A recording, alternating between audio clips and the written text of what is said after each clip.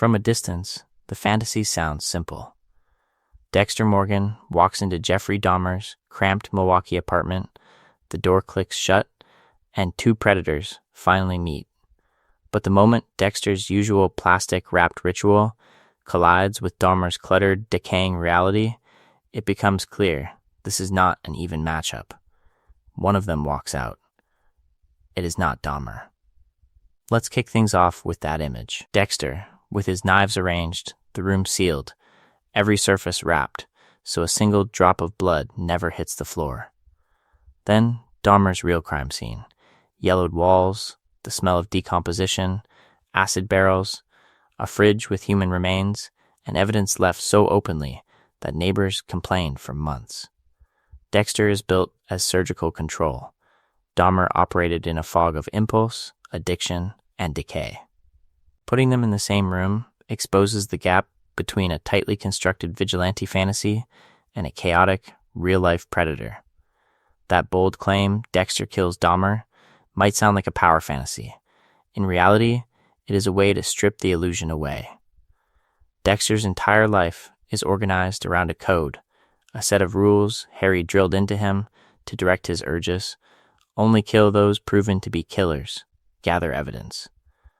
Leave no trace. Never get caught. Dahmer had no code, no higher target selection, no dark passenger with a warped sense of justice. His victims were primarily marginalized young men and boys of color, people the system already failed, attacked in moments of isolation and vulnerability. Throughout his life, Dexter hunts monsters. Dahmer hunted those with the least power. That contrast is the core argument of this video. Dexter is fiction engineered to be morally negotiable, a killer who channels urges into what looks like justice. Dahmer is a historical fact whose crimes shattered families and communities in Milwaukee and beyond, exposing racism, homophobia, and institutional negligence when police literally returned a bleeding 14-year-old victim to his killer. In this breakdown, we're going to dive deep into why the internet's Dexter versus Dahmer memes collapse as soon as the details come into focus.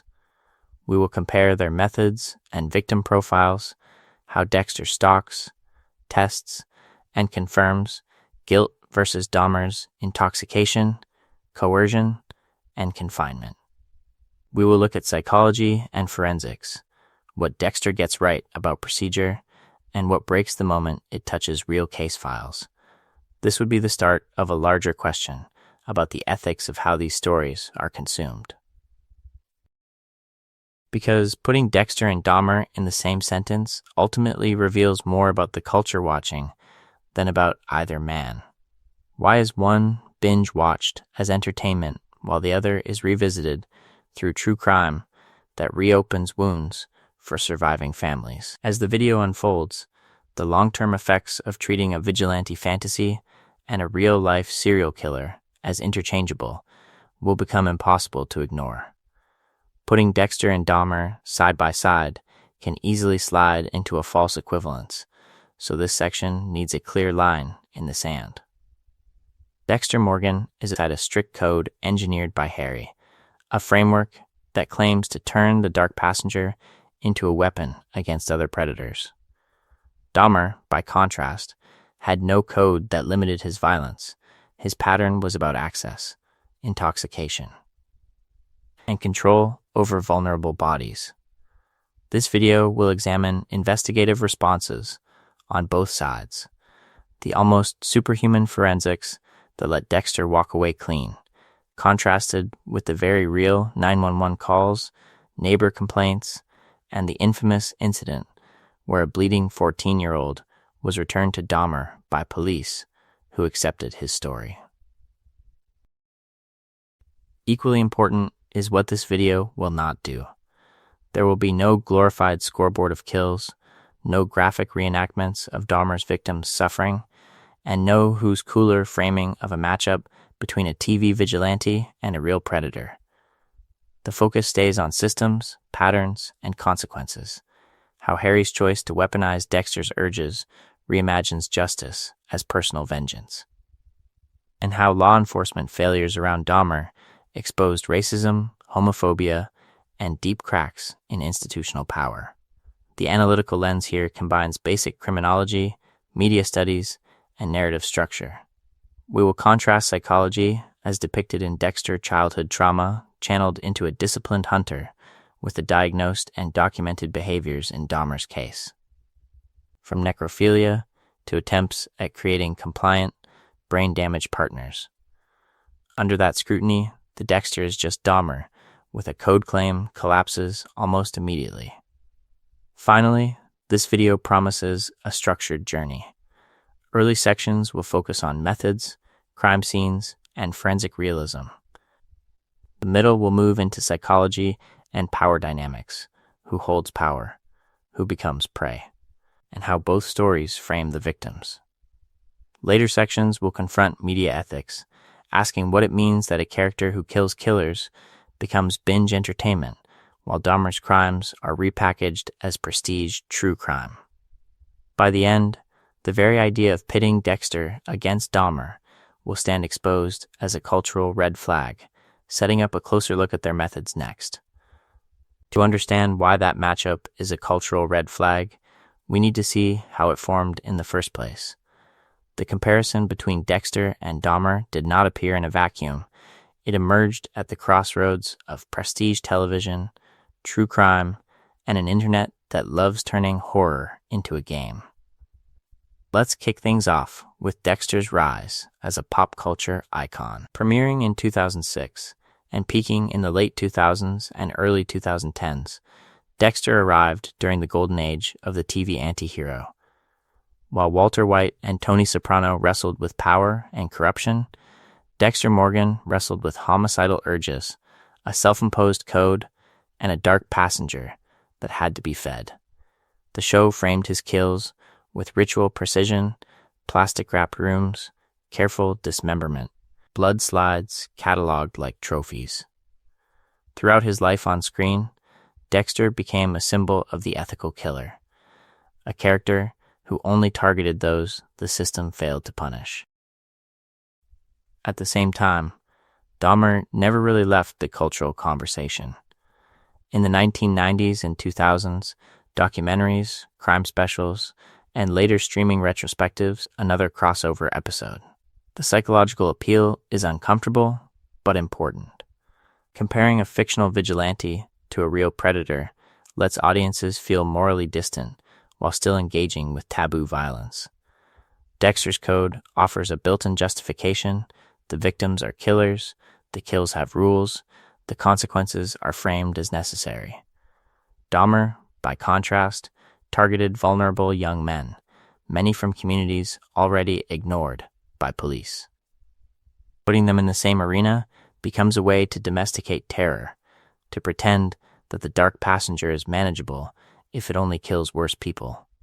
Streaming platforms and algorithmic recommendations quietly reinforce this. Watch Dexter, and the sidebar fills with true crime documentaries, Dahmer case breakdowns, and dramatized miniseries. Watch a Dahmer special, and Dexter or similar vigilante narratives appear as because this was watched. The message is subtle but clear. These belong to the same category in the cultural library. In the next section, we're going to dive deep into why that illusion collapses. Once their methods, victim profiles, and power dynamics are laid side by side, the fantasy of Dexter as just a smarter Dahmer does not merely crack, it shatters in a way that raises disturbing questions about who is protected, who is hunted, and what it really means to call someone a monster. To see how fast the Dexter fantasy breaks, the comparison has to start on the floor, not in a psychological profile, but in the room where the kill actually happens.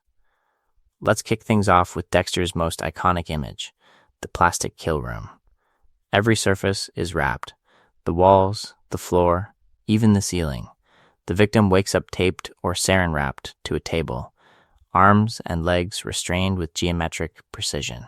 Dexter's tools are laid out in a careful row, blades gleaming, slides ready, everything in its place.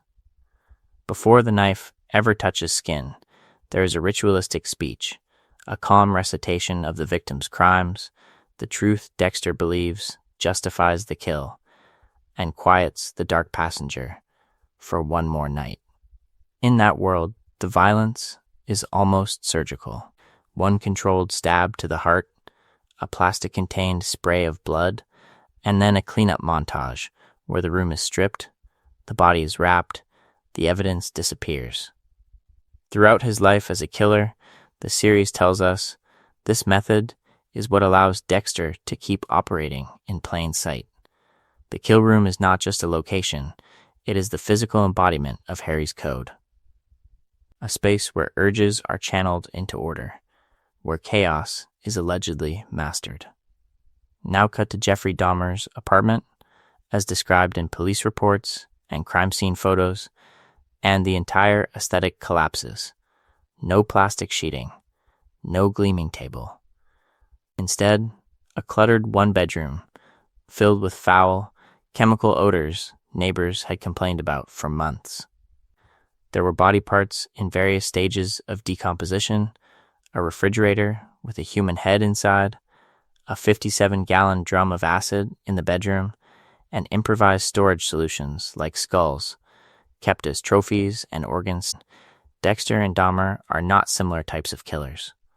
One is a controlled narrative device built around the illusion of perfect choice and consequence. The other is a collapsing life, a predator whose crime scenes expose how fantasy, prejudice, and institutional failure allowed real victims to die. In the next section, we're going to dive deep into how their victim profiles and power dynamics push that gap even wider, and why equating them tells a darker story about the culture watching. That gap gets even wider when the so-called rules behind each killer are put side by side. Dexter is sold as a predator with principles, while Dahmer is framed as pure chaos. Once the details are laid out, the fantasy of an ethical serial killer begins to collapse. Let's kick things off with Harry's code. Throughout his life, Dexter is taught that his homicidal urges can never be erased, only directed. Harry drills in a checklist: only kill people who have already killed, verify their guilt with evidence, never get caught, and never let innocent victims pay the price for the dark passenger. Dexter stalks, gathers proof, recreates crime scenes, confronts his targets with their own atrocities, and then kills them in ritualized, controlled environments. In narrative terms, this would be the start of a twisted justice system, a private court where the verdict is always death. Criminologists, though, point out that there is no real-world Dexter. Serial killers almost never hunt other predators. They overwhelmingly target those weaker than themselves: children, sex workers, runaways, marginalized communities, people whose disappearances the system is least likely to prioritize. The only bad people code is not a misunderstood archetype hiding in case files. It is a television invention designed to make a serial killer watchable. Dahmer embodies that reality. Between 1978 and 1991, he murdered 17 males, mostly young men and boys, many of them men of color in Milwaukee. He focused on those who were economically vulnerable, socially isolated, or navigating homophobia and racism that already put them at risk. His pattern was chillingly consistent: approach in bars or on the street, offer alcohol, money, or photos, lure them back to his apartment, drug their drinks, and assault, kill, and dismember them behind a closed door that police repeatedly failed to open. Unlike Dexter's methodical adherence to a code, Dahmer's trajectory moved from fantasy to compulsion. The early fantasies about control and domination hardened into rituals he could not stop repeating. Necrophilia, keeping body parts as trophies, and the attempted zombification experiments with drilling and acid injections show not a guiding ethic, but a collapsing inner world. As the murders escalated, his life did not become sharper or more principled. It became more chaotic. sloppier, more dangerous to everyone around him. So when fans say Dexter is like Dahmer, but with a code, what is really being erased? The victims Dahmer chose, for one, the racial and economic power imbalance at the heart of his crimes, the way institutions dismissed neighbors, ignored witnesses, and even returned a bleeding 14-year-old through grieving families, through Harry's old case files that lay out the failure of the courts. The audience discovers their guilt before Dexter ever raises a knife. A child killer like Arthur Mitchell, a rapist who walked on a technicality, a serial abuser the system couldn't nail. The show stacks the deck so that when Dexter kills, it feels like a delayed sentence rather than a new crime. This would be the start of a very controlled moral ecosystem. The writers carefully position Dexter's victims as people who have already been tried in the court of audience opinion. We see proof. We hear confessions on the table. The code demands certainty, evidence, ritual. Importantly, the show almost never places Dexter in direct conflict with the state's most vulnerable. He does not stalk homeless teens, undocumented workers, or queer kids sneaking into clubs. That absence is not an accident. It preserves the fantasy that his urges are always punching up, never down. Dahmer's reality is the mirror image. Between 1978 and 1991, he murdered 17 males, many teenagers or in their early 20s. In Milwaukee, his hunting ground concentrated on black and brown young men, many queer, many economically marginalized, many moving through gay bars and bathhouses where police already treated their lives as background noise. There is no code, no elaborate vetting. There is alcohol, manipulation, cash offers, and a locked apartment door. Here, victim profile and social hierarchy are fused. Dahmer's targeting intersected with racism, homophobia, and police indifference in ways that made his victims easier to isolate and less likely to be believed. A bleeding 14-year-old boy escapes, neighbors call the police, and officers hand him back to Dahmer after accepting the story that this is just a domestic dispute between adult partners. The consequences of that decision are fatal. The long-term effects of those choices echo through every family that tried to report a missing son and ran into a wall. When Dexter walks into a kill room, the show has already done the work of proving that this life is forfeit. When Dahmer lures someone into his apartment, the surrounding culture has already decided that this life is expendable. The contrast reveals the moral fantasy at the core of Dexter and the systemic horror at the core of Dahmer. And when the focus shifts from who dies to how the police respond to each predator, that difference in victim profiles becomes even more chilling than it already looks on paper. When the camera shifts from the victims to the people sworn to protect them, the gap between Dexter and Dahmer stops being theoretical and becomes institutional. The predators operate in different worlds, but so do the cops hunting them, and we're going to dive deep into how that difference shapes every outcome. Let's kick things off with Miami Metro. In Dexter, the department is messy, political, and occasionally incompetent, but the narrative still frames it as a fundamentally functional machine. Detectives chase leads, forensics come back fast, and major killers are usually caught or killed within a season. When a mistake happens, it becomes an event that changed the arc of the story. Then neighbors called. The smell, the screams, the missing people were not invisible. They were ignored. The most horrifying example came in 1991. Konarak Synthesymphone, a 14-year-old Laotian boy, escaped Dahmer's apartment, naked, bruised, and bleeding. Neighbors, including black women who had been complaining about Dahmer for months, pleaded with officers to help. Dahmer told police it was a domestic dispute with his adult boyfriend. The officers accepted the word of a white man over multiple witnesses, returned the child to Dahmer, and even joked on the radio about reuniting the lovers. Konarak was murdered soon after. This was not a single tragic oversight, it was a pattern.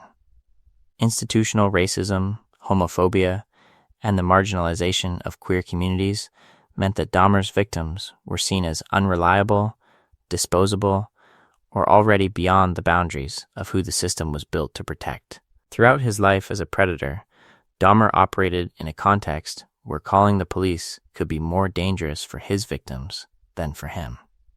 Here's the pattern interrupt. Imagine Dexter trying to operate in that world. His entire code assumes a justice system that at least attempts to work, so he can target the rare monsters who slip through. Dahmer thrived precisely because the system failed at the most basic level. Comparing Dexter to Dahmer, without addressing this police context, erases the institutional complicity that let Dahmer keep killing. It turns a structural catastrophe into a personality quiz. And, as the focus shifts from cops to forensics and media, the gap between fantasy justice and real horror.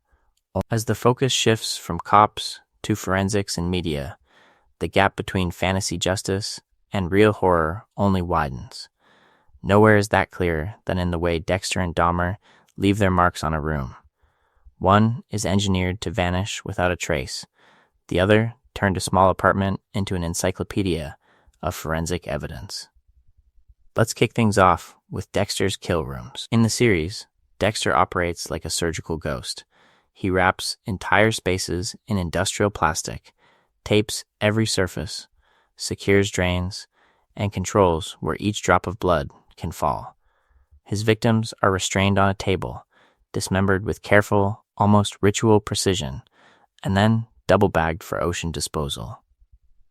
The narrative tells us that after a few hours of work and a good bleach scrub, the room returns to normal life, as if the dark passenger never entered. Throughout his life, Dexter's confidence rests on this illusion of perfect containment. No stray fibers, no fingerprints, no hair in the drain trap. The only lingering trace is the blood slide trophy he hides at home. Forensic techs walk past his work every day at Miami Metro, yet the show frames his code and his methods as so advanced that even trained analysts cannot connect him to his victims. Dahmer's reality could not be more different. When Milwaukee police finally entered apartment 213 in 1991, they did not find a sanitized, plastic-wrapped space. They discovered a Polaroid archive of dismembered bodies, skulls in the bedroom, a drum with decomposing torsos, and preserved organs in the refrigerator and freezer. The odor hit officers in the hallway before they even crossed the threshold. When marginalized victims are involved. Dexter's methods, by contrast, are designed to satisfy an audience's desire for a perfect crime fantasy, where the right killer can outthink science itself and escape consequences through sheer discipline and a personal code. In a later section, we're going to dive deep into a harder question. If someone like Dexter existed in Dahmer's world, with those same dismissive officers and vulnerable victims, would he be treated as a savior hunting predators, or simply exposed as another predator hiding behind a story about justice? If Dexter's precision kills made it seem like he could outthink science and the system, his inner voice is what convinces many viewers that his violence is almost rational. The real contrast with Dahmer starts inside their heads, in what the narrative lets us hear and what the case files actually show.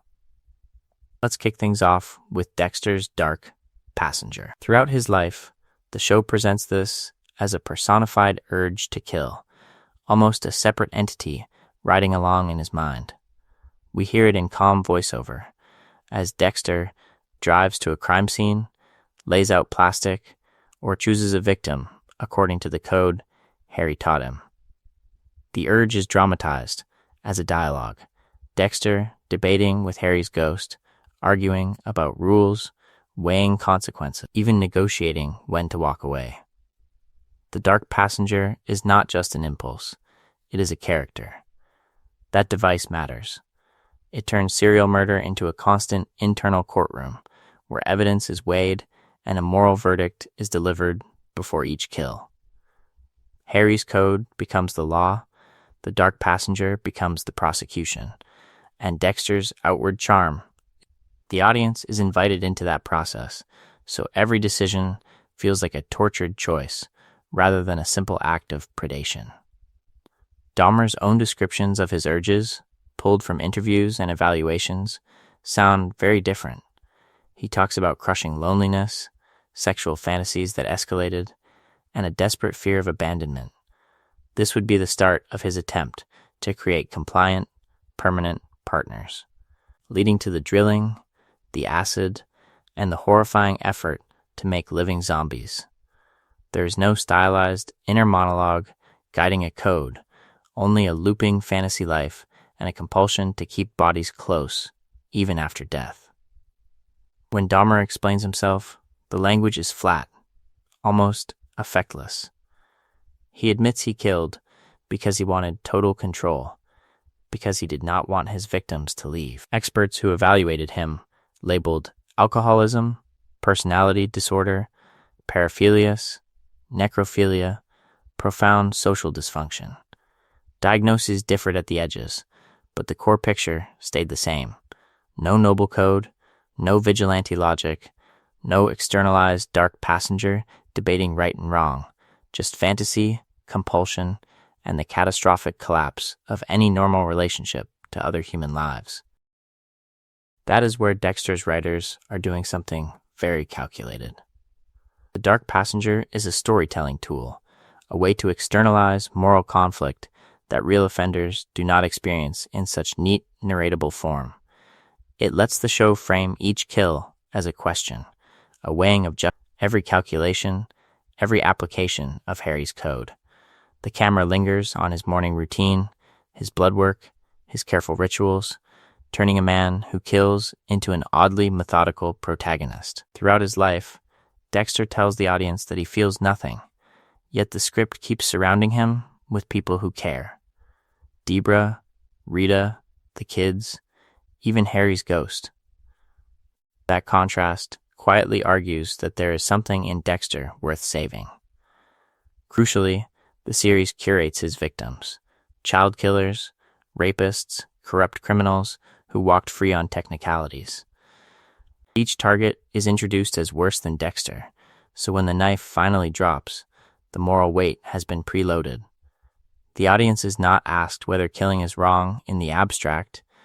The question becomes whether this particular kill feels like justice when the system failed. This would be the start of a long-term effect, where many viewers talk about Dexter as a vigilante first and a serial killer second. Now contrast that with Dahmer. The dominant images are mugshots, grainy police video, yellow tape outside the Oxford apartments, and crime scene photos that no scripted show could ethically stage. There is no warm voiceover inviting the audience into an interior monologue, no carefully edited code that limits victims to the guilty.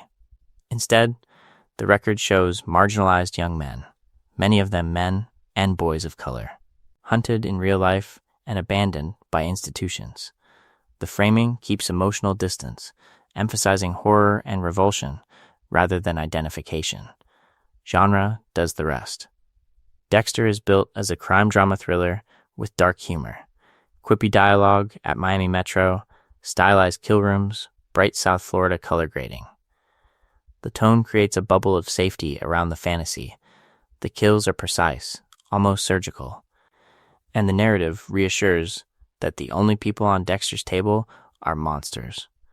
Dahmer content, especially documentary and case file-driven work, is true crime horror. There is no safe bubble, only the realization that this happened to real victims whose families still live with the consequences. The ethical tension spikes when dramatizations of Dahmer start borrowing Dexter's toolbox. Handsome actors, moody lighting, slow-motion walks down hallways, and carefully composed shots of the apartment risk, aestheticizing a predator who never had a code, only urges. The more the camera flatters Dahmer, the closer the audience is nudged toward the same sympathetic alignment Dexter enjoys, and the line between examination and glamorization begins to blur. Here is the pattern interrupt that exposes how fragile audience morality can be. Imagine Dexter presented only through police reports, bloodslide evidence, and autopsy photos, with no voiceover, no Harry, no flashbacks to a shipping container. Then, imagine Dahmer, given Dexter-style narration, directly explaining loneliness, compulsion, and every distorted justification. How quickly would sympathies flip once one inner life is amplified and the other is muted? In the next section, we're going to dive deep into what that flip reveals about real-world justice and about how narrative choices can either center victims or quietly push them out of frame. That flip in sympathy is not just about narration, it is about power. Dexter's into Dexter's lap. Background checks, police databases, and convenient coincidences make it almost effortless to prove. There are almost no corporate lawyers, private security details, or federal task forces complicating the hunt. The consequences of going after a beloved public figure are compressed into a few tense scenes and then resolved. The long-term effects of dismantling someone with real institutional reach rarely ripple beyond the episode.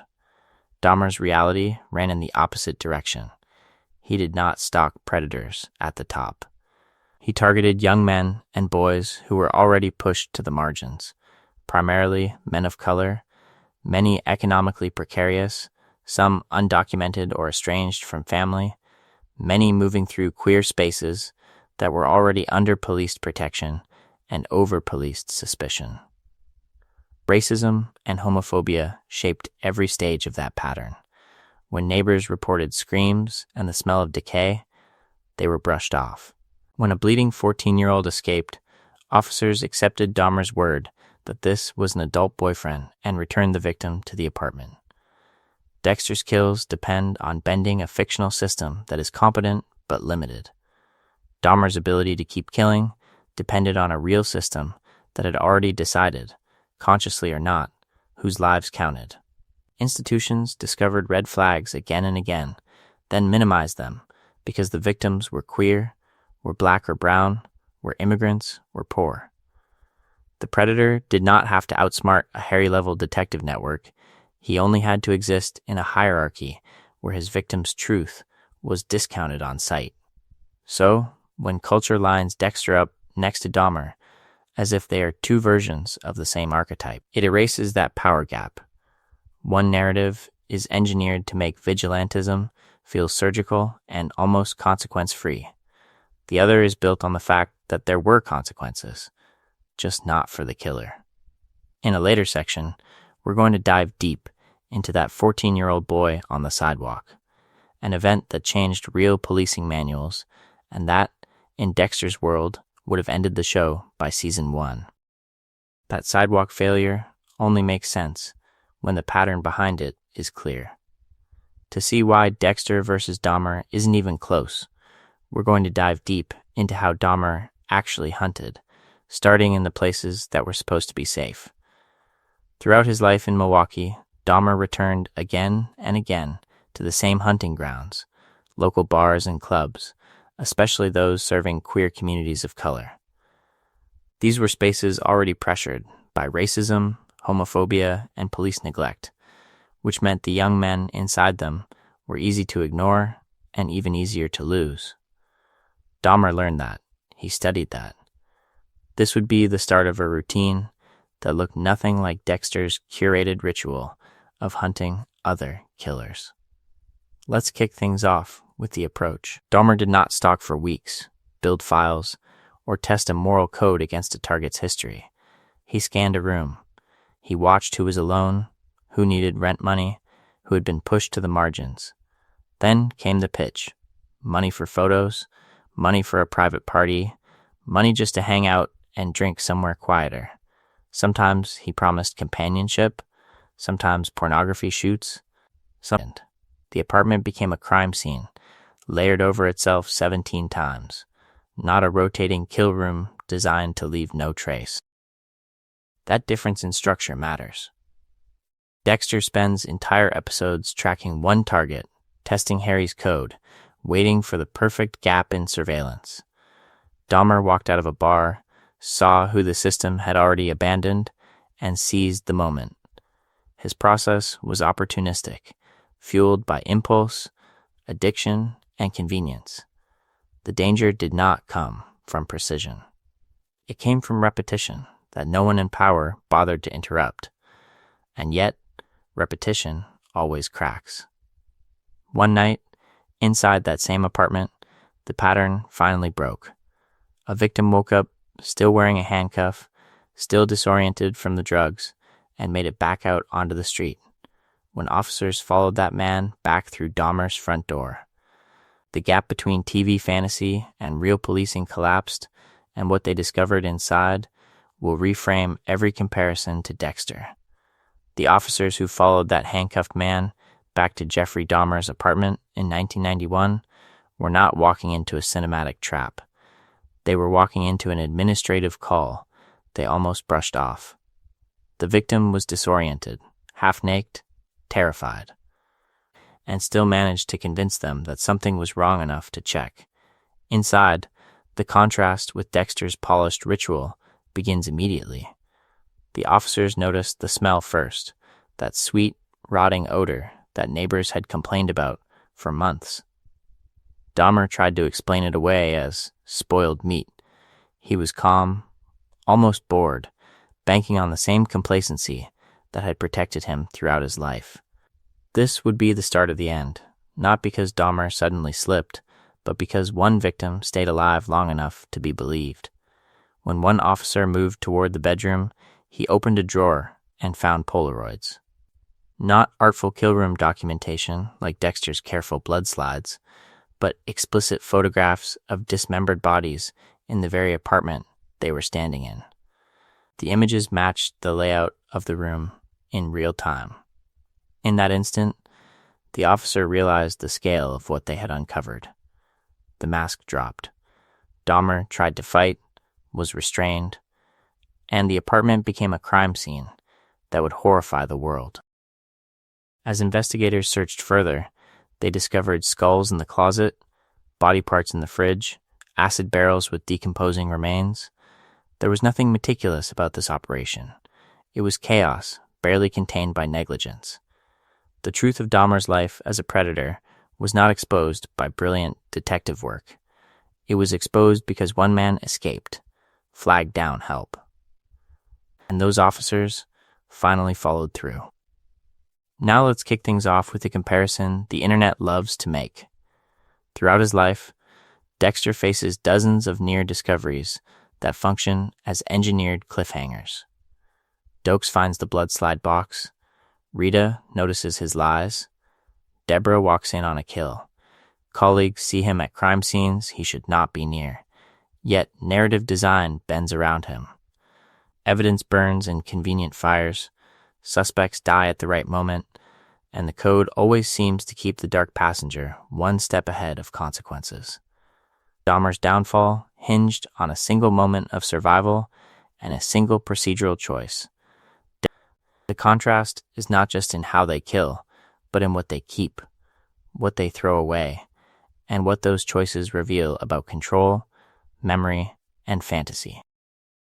Let's kick things off with Dexter's ritual, because the show turns it into a kind of grim choreography. Plastic wrap covers every surface. The victim wakes up taped to a table, confronted with photographs that prove their guilt. Dexter delivers a single, precise stab wound to the heart, then moves into dismemberment, bagging each part like evidence. The remains are weighted and dropped into the ocean from his boat, disappearing into the dark. The only trace he deliberately keeps is microscopic, a single blood slide for each victim, cataloged in a small wooden box. Throughout his life, that slide box becomes Dexter's private archive. It is a visual shorthand for his secret life, a running ledger of the code in action. A way to track every kill the dark passenger has demanded. When Dokes discovers it, the entire Bay Harbor Butcher investigation snaps into focus, because those neat glass rectangles are the closest Dexter ever comes to confessing the truth. Yet, within the narrative, The slides mostly function as a controlled symbol. They sit in an air conditioner, in a safe, in hidden compartments, somehow evading full forensic scrutiny for years. Dahmer's post-mortem world looks nothing like that.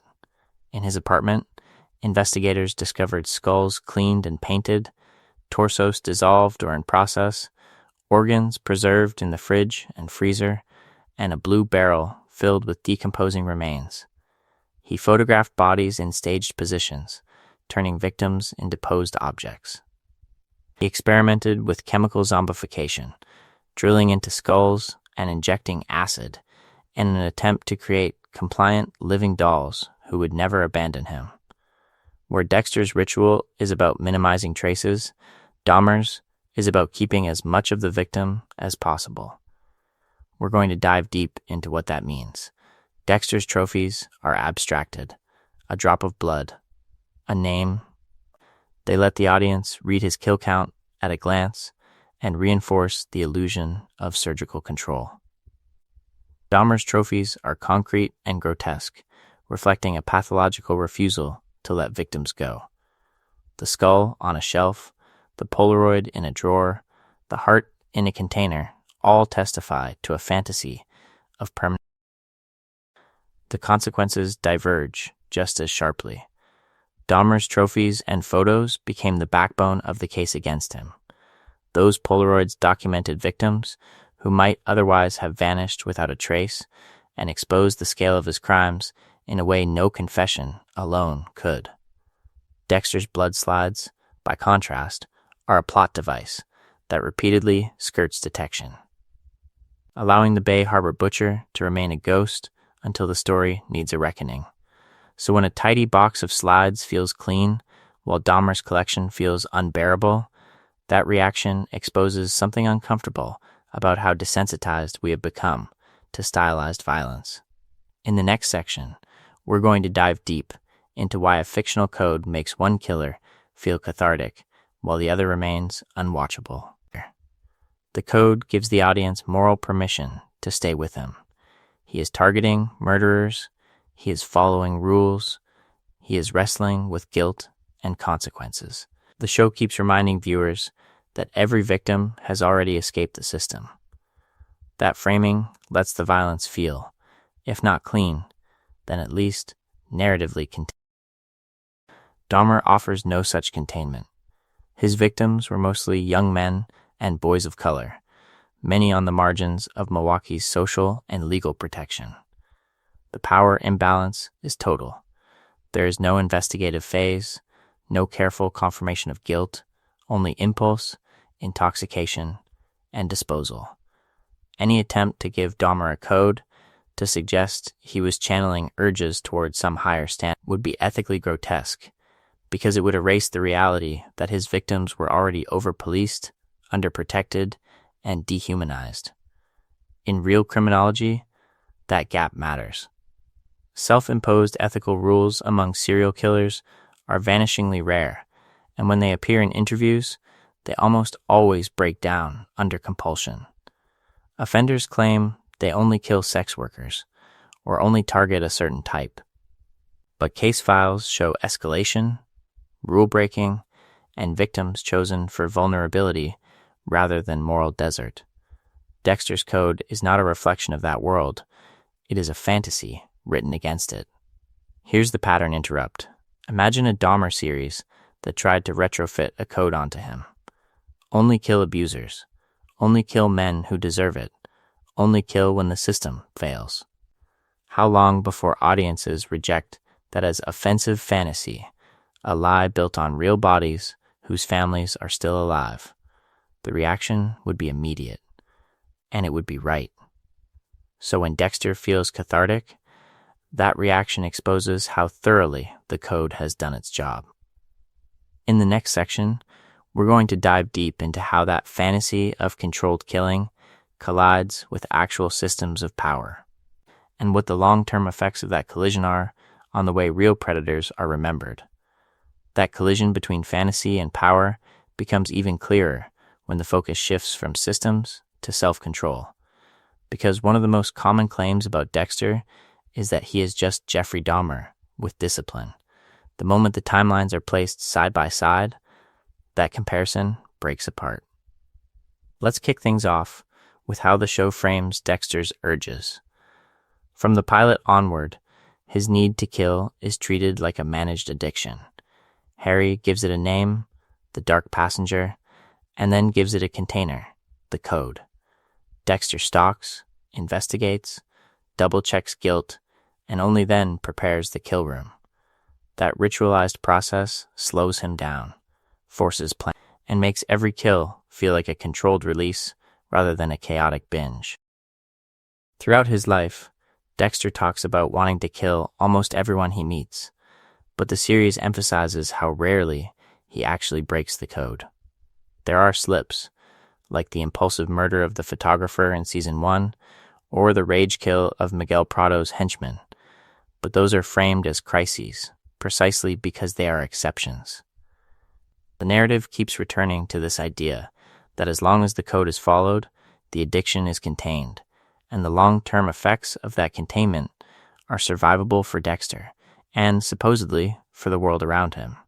He understands, on some level, that he is dangerous, but whose compulsion overwhelms every promise he makes to himself. So, when people say Dexter is just Dahmer with self-control, the reality is reversed. Dexter's stability over 8 seasons, and then New Blood is not a realistic portrayal of compulsion, it is a storytelling decision.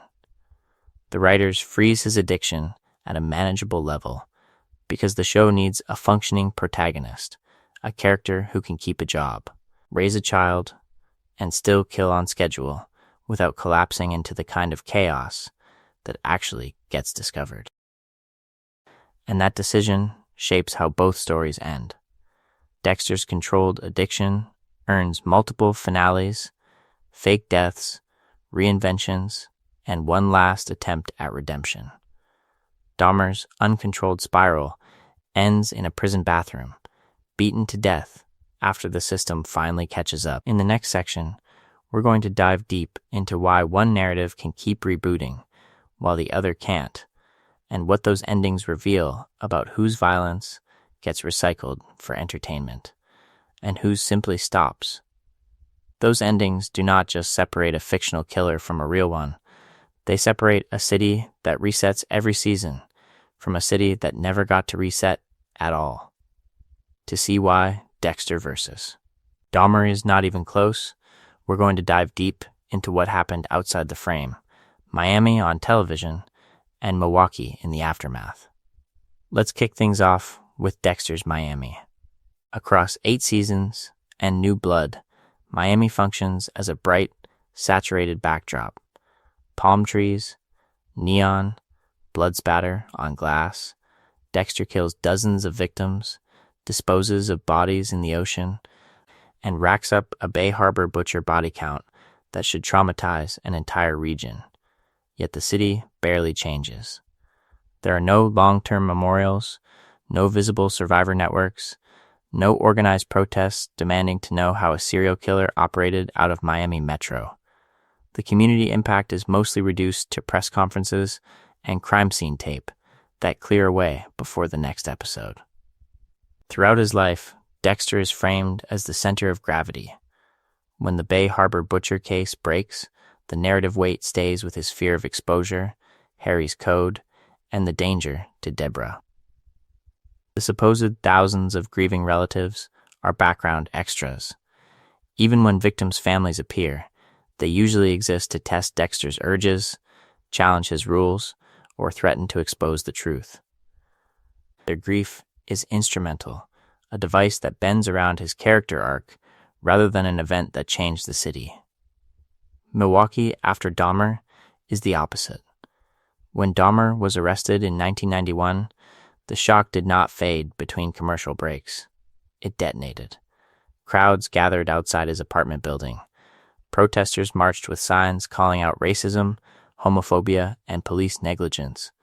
Community members demanded to know how officers could return a bleeding, drugged 14-year-old boy, Konarak Synthesymphone, to Dahmer and walk away. The long-term effects of that night rewired public trust in law enforcement.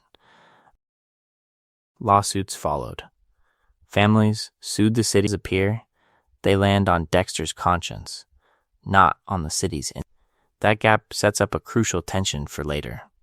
In a coming section, we'll examine how Dahmer's victims' families responded when modern dramatizations reopened those wounds, and why Dexter fans rarely have to think about real families at all. Those reopened wounds are not abstract.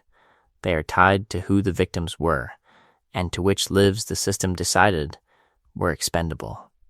To understand why Dexter versus Dahmer is not even close, we're going to dive deep into race, sexuality, and power. Jeffrey Dahmer murdered 17 males between 1978 and 1991. But the pattern that matters here is not just the number. Many of his victims were young men and boys of color in Milwaukee, often Black or Southeast Asian, many queer, many closeted, many living at the intersection of racism, homophobia, and poverty. Throughout his life, Dahmer learned that if he hunted in queer bars, bathhouses, and marginalized neighborhoods, the consequences would be lighter, the scrutiny weaker, the victims easier to erase. In practice, that meant the system helped him kill. Neighbors complained about smells, about power tools at night, about strange noises through thin apartment walls. One neighbor, Glenda Cleveland, repeatedly reported Dahmer's behavior, describing distressed young men who seemed drugged or injured. The most infamous moment came when a bleeding 14-year-old, Konarak Synthesumphone, escaped Dahmer's apartment and was found in the street. Police arrived, listened to Dahmer claim it was a domestic dispute with his boyfriend, and, influenced by racism and homophobia, chose to believe the older white man over the traumatized Laotian teenager and the black women begging them to intervene. They literally walked Konarak back to his killer. This would be the start of a horrifying lesson in who the law is designed to protect. Complaints tied to queer relationships, to immigrant families, to black residents in a neglected neighborhood were dismissed as noise, as drama, as less credible. Dahmer's dark passenger did not need a code. It had a shield made of institutional bias. Now contrast that with Dexter's Miami. Victims span races and backgrounds, cops are a diverse ensemble, and the show treats the department as generally professional, if flawed. The Bay Harbor Butcher targets killers, not marginalized communities, and Harry's Code is framed as a twisted but principled attempt to protect innocent life. Miami Metro never hands Dexter a victim because of racism or homophobia. The narrative is almost aggressively race-neutral and sexuality-neutral, sidestepping the way real systems distribute fear and safety unequally. When fandoms put Dexter and Dahmer in the same sentence without naming those dynamics, the comparison quietly erases the specific vulnerabilities Dahmer exploited. It turns targeted violence against queer men of color into a generic serial killer archetype, as if all victims occupy the same social position, as if the consequences land the same way on every community. So here is a necessary pattern interrupt. Imagine a version of Dexter where his ritual kill rooms were filled primarily with Let's kick things off with Dexter's side of the equation. A Showtime season begins with a wall of index cards, not a wall of missing persons. Writers debate where the dark passenger will surface, which victims will be placed on the table, how Harry's Code will be tested, and which episode needs a cliffhanger to keep subscriptions active. Test audiences watch early cuts, network executives send notes about pacing, violence, and character likability. Every kill, every discovery, every moral crisis is calibrated to keep viewers engaged and advertisers calm, even when the story is about a man who dismembers bodies in plastic. In that environment, Dexter's urges become a narrative engine. Throughout his life on screen, each body on the table is also a beat on a spreadsheet. The code exists, because a character with totally random targets would be harder to root for week after week. The long-term effects of that are subtle. A structure where vigilantism feels orderly, almost professional, because the system around Dexter is designed to reward clarity, catharsis, and repeat viewing. Dahmer content is assembled in a very different industrial pipeline. Documentary crews work from case files, 911 calls, and interviews with detectives and surviving family members. Journalists pore over trial transcripts and contemporaneous reporting. Dramatists adapting those materials rely on court records, photographs, and sometimes direct consultation with the people whose sons and brothers were actually killed. The raw material is not a pitch document. It is evidence and grief. That difference in source material creates a different ethical weight. Dexter's team owes viewers a compelling story and a coherent character arc. Dahmer storytellers owe real people accuracy, context, and a basic refusal to turn their relatives into set dressing when a Dexter episode exaggerates for effect. The consequences are mostly cultural. Another night of viewers debating whether the code makes killing okay. When a Dahmer docuseries compresses timelines or invents dialogue, the consequences land on families who have already lived the worst possible version of this narrative. Yet both machines blur lines. Dexter can normalize the fantasy that a brilliant outsider can kill the right targets and clean up what the courts miss. Dahmer projects can, in chasing ratings, drift toward sensationalism, extending the life of his image while the names of his victims fade. And in one recent Dahmer dramatization, that tension exploded. Families went public saying they were never contacted, and then had to watch their loved ones' final hours recreated for streaming. In the next section, we're going to dive deep into that backlash and what it reveals about who these stories are really built to protect. That public anger was not abstract. It came from people who had already survived the first horror, and then watched a second one autoplay on their home screens. Let's kick things off with one of the clearest examples. When the recent Dahmer dramatization dropped, several relatives of his victims spoke out, saying they were never contacted, never asked for consent, and only discovered the project when trailers and thumbnails real people. The long-term effects of that design mean millions spend hours with Dahmer as a character, while the victims' names are often discovered, if at all, in a brief end card or a short montage. Now contrast that with Dexter. Dexter was built from day one as a macabre celebrity. The code, the kill rooms, the dark passenger, all framed as a stylized fantasy inside a heightened Miami. Fandom around Dexter expresses itself in cosplay, memes, debates about which season handled his urges, even elaborate who would Dexter kill. Tier lists. There are no grieving families watching their actual sons and brothers turned into episodic cliffhangers. This is where the ethical line sharpens. With Dahmer, there is a claim of education, showing institutional failure, giving context to how he operated, forcing an audience to confront the truth of what happened. But the presentation often mirrors Dexter more than it mirrors a documentary archive slick opening credits, charismatic leads, bingeable arcs that center the killer's psychology over the victim's interrupted life paths. When the killer becomes the main character in a way that invites identification, the project edges from education into coronation. Dexter, by contrast, was always openly fictional, a thought experiment about a man whose urges are channeled by a code to kill only those who have already killed. There are consequences inside that narrative, but they do not land on real families. So when the internet casually asks, could Dexter take Dahmer? There is a missing audience in that conversation. How different would that matchup sound if it had to be debated in the same room as the people Dahmer actually left behind? That missing audience doesn't just vanish in real life. It gets quietly erased by the way platforms line these narratives up on a screen. One is a prestige drama about a man with a code, the other is an archive of real victims. But in the algorithm's eyes, Dexter and Dahmer sit on the same shelf. Let's kick things off with how that shelf is built. Recommendation systems don't understand Harry, trauma, or the dark passenger. They understand tags. Watch Dexter long enough, and the system learns a profile, crime, serial killer, investigation, forensic. Suspense.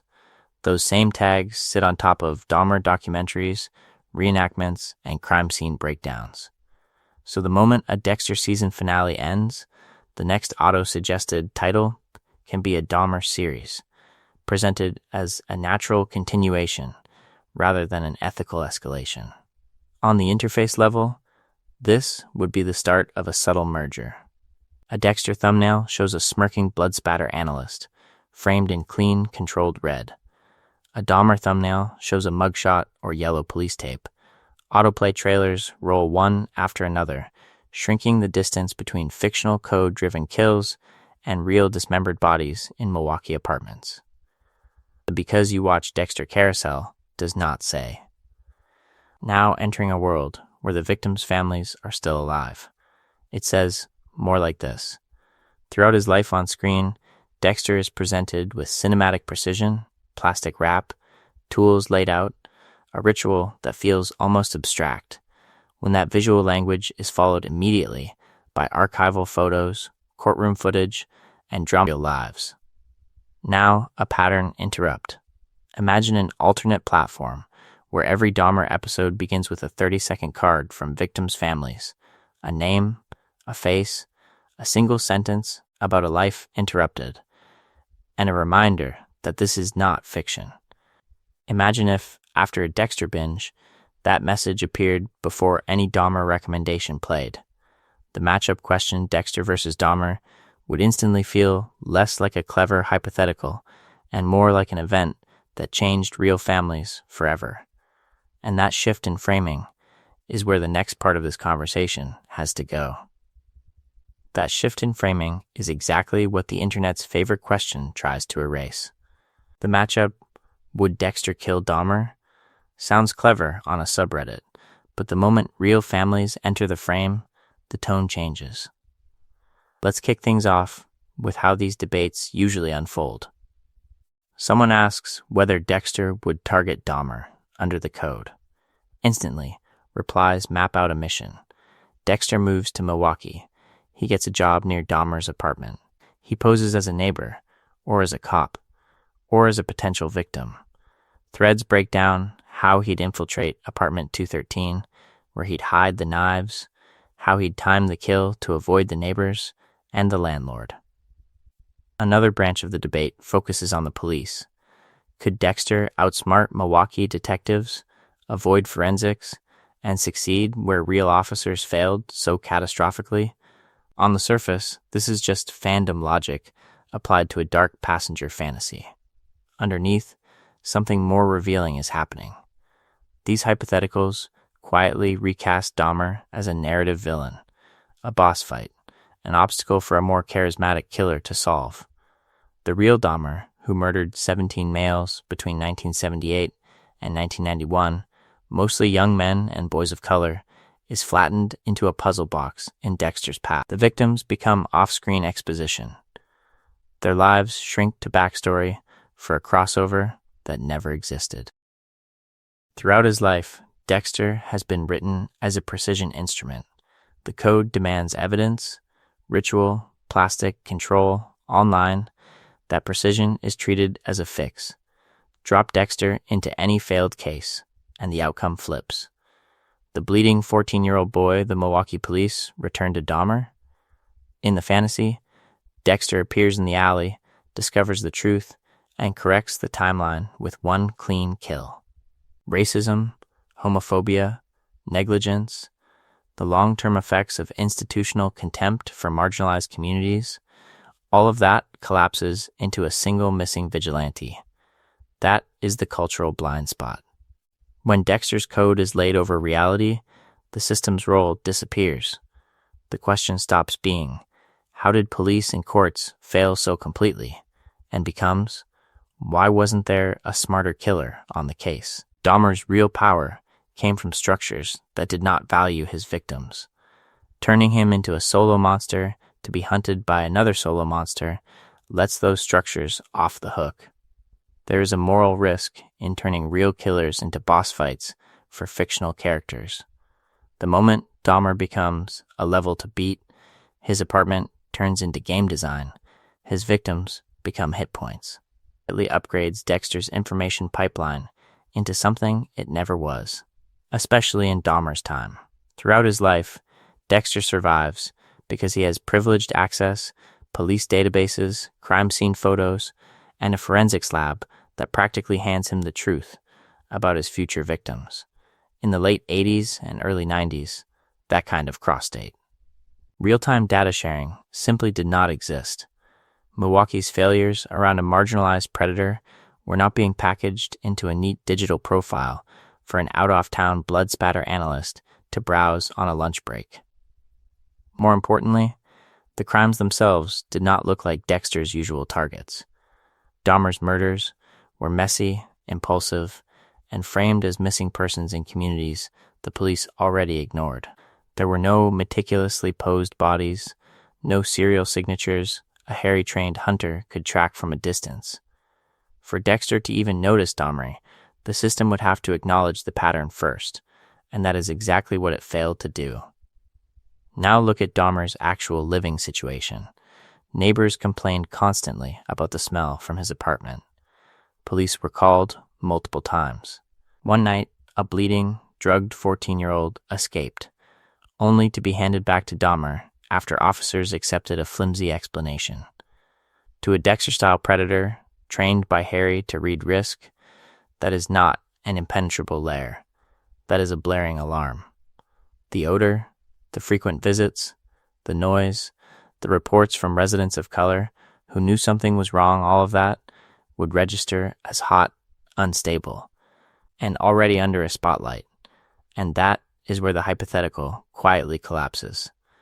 The fantasy says Dahmer is this hidden monster only a dark passenger can flush out. The record shows the opposite. A man so sloppy, so surrounded by warning signs, that he should have been stopped long before a vigilante ever boarded a plane. The long-term effects of those ignored complaints reshaped police training manuals. They did not require a lone serial killer to intervene. So when the internet asks who would win, Dexter or Dahmer, the premise is already broken. The matchup only works if the real failures that kept Dahmer free are erased, and if the solution is reframed as a single righteous killer instead of systemic change. In the next section, we're going to dive deep into why that fantasy is so attractive, and what it reveals about how audiences want justice to feel, rather than how it actually works. Once the real failures are back in the frame, the Dexter versus Dahmer matchup stops feeling like a clever thought experiment and starts feeling hollow. Because behind that who would win angle are people who already tried to stop Dahmer, already saw the danger, and were ignored. Let's kick things off with the escaped victim, the boy who actually made it out of Dahmer's apartment and into the street. Neighbors found him bleeding, disoriented, begging for help. Police were called. This should have been an event that changed everything.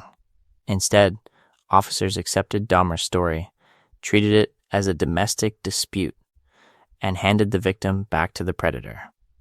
Throughout his life, Dahmer benefited from that exact pattern. Real warnings, real calls, real chances, all dismissed. Neighbors in Dahmer's building kept calling about the smell, the screams, the drills, not collective responsibility. This is where the matchup becomes even more disturbing. Dahmer stops being a product of deeper social failures and becomes a puzzle, waiting for a sharper predator with a code to solve him. The focus shifts from how did the police, courts, and community safeguards collapse this badly, to could Dexter get him on the table without getting caught?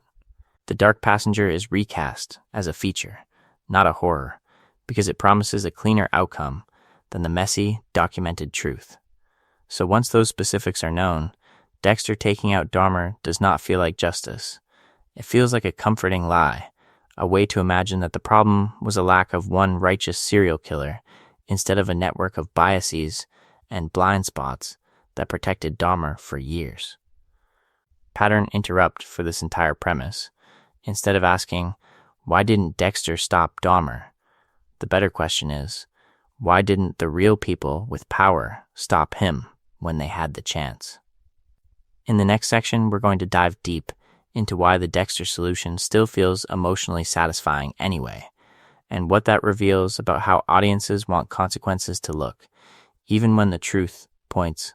If the last section was about why the Dexter solution feels satisfying, this one is about why it can only exist in fiction.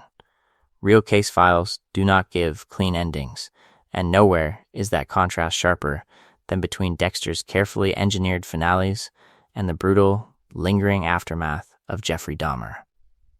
Let's kick things off with Dexter's big season endpoints, because they are designed as narrative punctuation marks. Trinity's reveal and the murder of Rita turned Season 4 into an event that changed the entire series, a shock that perfectly mirrors Dexter's own double life collapsing in on him. The Bay Harbor butcher remains hidden, the dark passenger survives, but the audience receives closure, a pattern, a consequence, a tragic price. Later, the fake death at sea tries to seal that pattern. The boat in the hurricane, the body presumed gone, Dexter choosing exile over facing the truth of his kills. It is a constructed ending, symmetrical with Harry's original decision to build the code, once again, a choice to disappear the problem rather than confront it. Then comes the lumberjack exile, an infamous attempt at finality. Dexter is alive but emotionally dead, cut off from family, from Miami, from the life that gave his urges a framework. Even the later revival, Dexter, New Blood, exists to revisit and reshape that ending, to ask whether there can ever be a version of this story where the consequences finally match the crimes. Dahmer's story, by contrast, ends in a way that looks definitive on paper and completely unfinished everywhere else. In 1994, he is beaten to death in prison. No multi-season arc, no carefully staged final tableau. One moment, he is a convicted serial killer under state control. The next, he is a dead inmate on a morgue slab. The legal narrative stops, but the social and emotional fallout keeps going for decades. Families in Milwaukee relive the murders every time a new documentary drops. Police failures, racism, and homophobia that let not. And what does that say about what these stories were really about all? The answer takes the comparison to its most uncomfortable place. That uncomfortable place is not just about facts, it is about allegiance. The Dexter versus Dahmer comparison forces a question that usually stays hidden under plot twists and forensic detail. Whose side are we actually on when the killing starts to feel justified? Let's kick things off with the way Dexter is built to pull an audience inside his head. From the pilot onward, his first-person narration runs like a second soundtrack over Miami. He jokes about blood spatter, walks through crime scenes, and calmly explains why a suspect deserves to die according to the code. Throughout his life, every major moral decision is pre-framed by that voiceover. The hunt, the plastic, the knife, even the disposal are filtered through his logic about predators and prey, turning each kill into a dark puzzle that feels solved when the blade lands. That narration does more than explain, it recruits. It invites an audience to evaluate each target with Dexter, to weigh the evidence, to nod along when the dark passenger is finally unleashed. Harry's rules are repeated until the code becomes a shared language. The result is that the line between observing Dexter and silently endorsing Dexter can blur without being consciously noticed. Dahmer, by contrast, almost never speaks to an audience in that way. His story arrives through police reports, courtroom footage, crime scene photos, and the testimony of survivors and victims' families. Even dramatized versions keep the narration outside his head, anchored instead to detectives, neighbors, or grieving parents. The camera may follow Dahmer into that apartment. But the framing keeps emotional distance. The murders are not puzzles to solve alongside him, they are atrocities reconstructed after the fact. That structural difference matters. Dexter's voiceover constantly offers justification. Dahmer's record is a catalog of harm. Dexter wraps his victims in ritual and rules. Dahmer's real crime scenes are chaotic, rooted in domination, prejudice, and opportunity. When one narrative trains an audience to empathize with the killer's urges, and the other keeps the killer at arm's length, identification is not an accident. It is an artistic choice with consequences. Here's the pattern interrupt. Imagine a single Dexter episode recut with no inner monologue, replaced entirely by narration from Rita, Astor, or Cody after discovering the truth about what lived in their house. Every kill scene becomes a flashback they cannot escape, every blood slide a betrayal. Then imagine a Dahmer documentary narrated not by law enforcement, but by a survivor, describing the long-term effects of being dismissed by police and then watching the case become entertainment. Once the narrator changes, the comparison changes. Suddenly, Dexter is just Dahmer, with a code stop sounding clever and starts sounding like a warning sign. Casual equivalents can hide the fact that Dahmer's victims were real people whose families still live with the consequences, while Dexter's victims vanish when the credits roll. The ethics of identification are not about banning sympathy, but about noticing when a story makes killing feel clean. In the next section, we're going to dive deep into what that cleanliness hides and what it reveals about the culture that keeps a sense that Dexter is performing normality rather than feeling it. All reflect traits that do appear in some real serial offenders, even if the show polishes them into a charismatic anti-hero. The rituals are another place where the series lands close to documented behavior. Dexter's plastic-wrapped rooms, carefully arranged tools, and blood-slide trophies are not just aesthetic flourishes. Many serial killers develop highly specific methods, routines, and souvenirs. The repetition creates a sense of control over their urges and over their victims, while trophies allow them to relive the kill long after the body is gone. Dexter's insistence on a precise method, on following Harry's code step by step, mirrors that need for pattern and control, even as the show cleans up the messier, more chaotic aspects seen in real crime scene photos. The cat-and-mouse dynamic with law enforcement also has roots in reality. Throughout his life as the Bay Harbor Butcher, Dexter monitors investigations, reads case files, and adjusts his behavior to stay one step ahead. In the real world, some offenders follow news coverage of their own crimes, change tactics when police get close, or even insert themselves into investigations. The show exaggerates this into elaborate subplots, but the basic idea that a killer is studying the system that is trying to catch them aligns with documented cases. All of these accurate touches add up. When a series gives a killer a trauma backstory, ritualized methods, emotional detachment, and an ongoing dance with the police, the character starts to feel almost like a dramatized composite of real case files. That is why viewers so easily map Dexter onto actual figures like Dahmer and ask whether the code could ever exist outside television.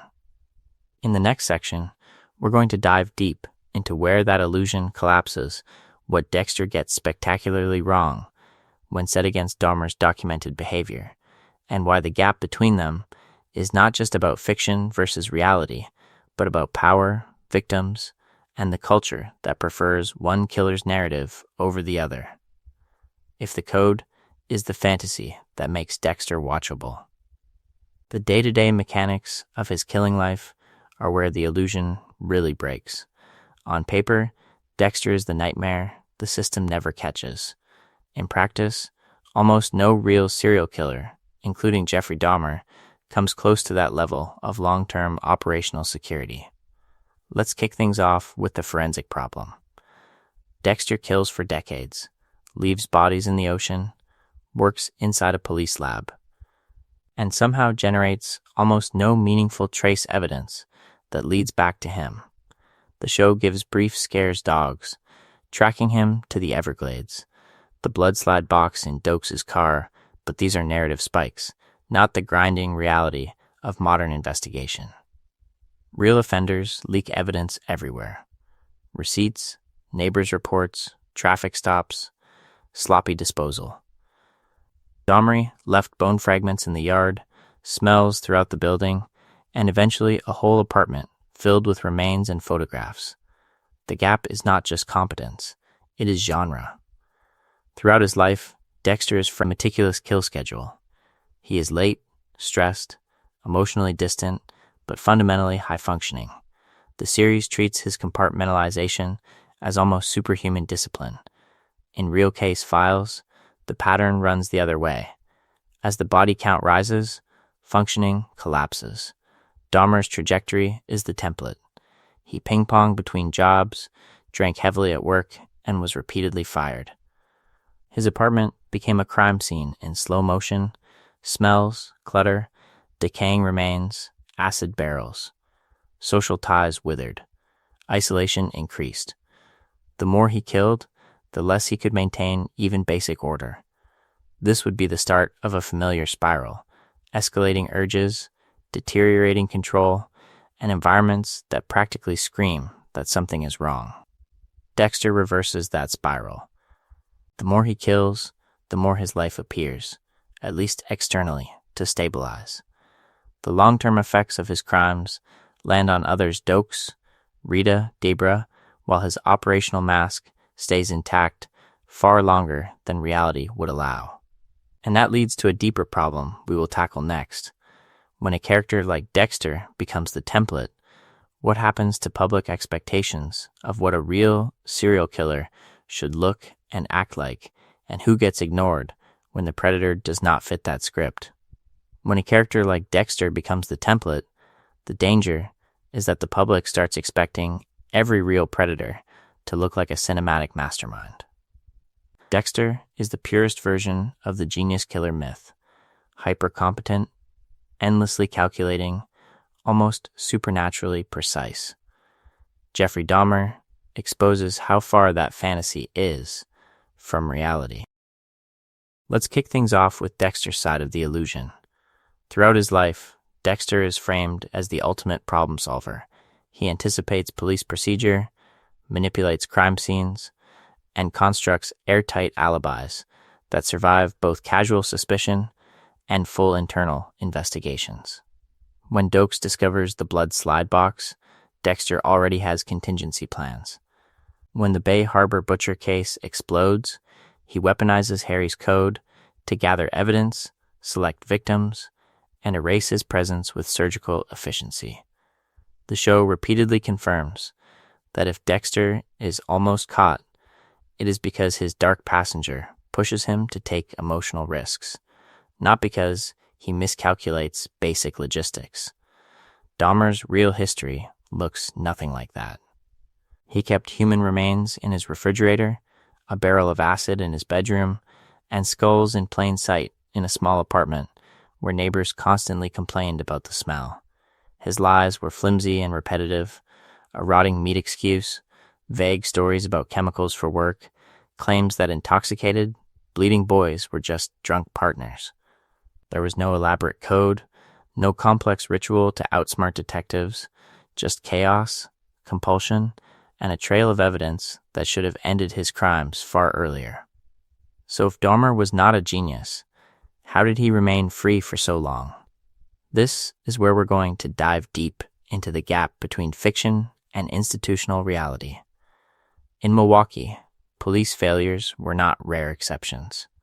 They were an event that changed the course of multiple lives. Officers literally returned a 14-year-old victim to Dahmer, accepting his story over the terrified accounts of neighbors. Person in the most average apartment with the most average job. No icy genius, no theatrical monologues, no forensic chess match. Many real offenders blend in, not through brilliance, but banality. Dahmer's camouflage was his apparent ordinariness, combined with a system that refused to protect his victims. Dexter survives through a meticulously crafted code. Dahmer survived because no one with power truly listened until it was far too late. And that raises the next question. If the genius myth is this misleading, what happens when audiences start treating Dexter's code as a moral upgrade rather than a narrative device? Treating Dexter's code as a moral upgrade sounds tempting, especially after walking through a case like Dahmer's, where the system failed at almost every level. In a world where a bleeding 14-year-old victim was literally handed back to Dahmer by police, the fantasy of someone like Dexter watching, tracking, and intervening starts to feel less like escapism and more like a wish for survival. Let's kick things off with that fantasy. The Secret Avenger. Throughout his life, Dexter is framed as the answer to a broken justice system. He hunts killers the courts missed, gathers meticulous evidence, and only then moves in for the kill. The narrative gives constant reassurance that his victims are not just guilty, but irredeemable. There are no gray areas, no wrongful identifications, no messy appeals. The code, as Harry designed it, promises a world where the right monster is always on the table. That design is where the catharsis lives. Dexter offers a controlled release valve for rage. Every time he tapes down a predator, the show invites a quiet, conflicted satisfaction. The dark passenger is domesticated, wrapped in plastic, and pointed at people the story has already condemned. We're going to dive deep into that emotional engineering, because it is not accidental. Voiceover, flashbacks to Harry, and carefully selected victims all push toward the same conclusion. Feeling for Dexter is not a moral failure. It is an understandable response to horror. But this is exactly where the comparison to Dahmer collapses. Real serial killers do not follow codes that protect the vulnerable. They exploit the vulnerable to protect themselves. Dahmer did not stalk other killers. He targeted young men and boys, many of them queer and men of color, in a city that treated their lives as disposable. His apartment was not a ritualized kill room with trophies cataloged for a higher purpose. It was chaos, neglect, and dehumanization. The long-term effects of his crimes are measured in grieving families, not in some imagined balance sheet of cosmic justice. Vigilantism in reality follows that same logic. When real people take on the role Harry gave Dexter, they do not have writers guaranteeing that only the guilty are discovered. Misidentification, prejudice, and rage create new victims rather than protecting old ones. The consequences are not cinematic, they are permanent. So, wanting Dexter to be real becomes a symptom of something deeper, and punishment make emotional sense. Let's kick things off with Dexter, because throughout his life, the show tells one core lesson again and again. Killing can be righteous if the target is bad enough and the killer is careful enough. Harry's code doesn't just manage Dexter's urges, it reframes homicide as a grim civic duty. Every plastic-wrapped tableau, every meticulous bloodslide teaches that a clean, evidence-based kill of a confirmed monster is not only acceptable, but satisfying. The long-term effects of that repetition matter. Over dozens of hours, the brain learns to associate moral clarity with a knife in the heart of someone the narrative has already condemned. Dahmer stories complicate that picture, but not always in the same direction. Some documentaries foreground the systemic failures, the 14-year-old victim returned to Dahmer by police, the racism and homophobia that left marginalized young men unprotected, the chaotic, sloppy crime scenes that exposed a predator hiding in plain sight. In that framing, Dahmer becomes an indictment of institutions and a warning about who is allowed to become a victim. Other portrayals, however, lean heavily on his loneliness, his apartment, his oddness, quietly reinforcing a stereotype of the white, male, socially isolated killer and the faceless, dehumanized victims whose lives are reduced to case numbers. Research on media effects suggests this isn't neutral entertainment. Studies on both fictional crime dramas and true crime show that heavy viewers tend to overestimate crime rates, endorse harsher punishments, and place more faith in individual heroes than in systemic reform. When the hero is a vigilante like Dexter and the villain is a real predator like Dahmer, that pattern intensifies. Justice starts to look less like due process and more like a single decisive kill that finally restores order. This is where the Dexter versus Dahmer comparison becomes a dangerous moral shortcut. Dexter is framed as a dark passenger with discipline, a man whose victims are already condemned. Dahmer is framed as uncontrolled appetite, preying on young men of color who never receive narrative closure. The contrast invites an easy categorization: the acceptable killer whose code aligns with our anger, and the unacceptable killer whose chaos horrifies us. Narrative framing does the moral math long before any conscious choice. Pattern interrupt for a second. Think back to the last time a fictional character's death on screen felt satisfying, even cathartic. Now compare that emotional spike to reading about a real sentencing hearing or a real serial killer dying in prison. That gap between thrill and discomfort is where these stories have been teaching, quietly, what kinds of killing feel like justice. In the next section, we're going to dive deep into how that emotional training shows up when real cases hit the news, and why the line between entertainment and endorsement is much thinner than it appears. That tension between thrill and discomfort doesn't just live in the courtroom or the comment section. It lives in the audience, when Dexter and Dahmer content show up in the same feed. The comparison becomes a mirror, reflecting what the dark passenger in all of us is quietly drawn to. The knife comes down only after a verdict. For many viewers, that structure becomes an emotional pressure valve. Anger at injustice, frustration with predators who walk free, even private fantasies of retribution, all get channeled into Dexter's surgical precision. The dark passenger is acknowledged, but it is leashed, narrated, and edited. Dahmer content does almost the opposite. The crimes are sloppy, impulsive, soaked in loneliness and decay. Victims are not predators.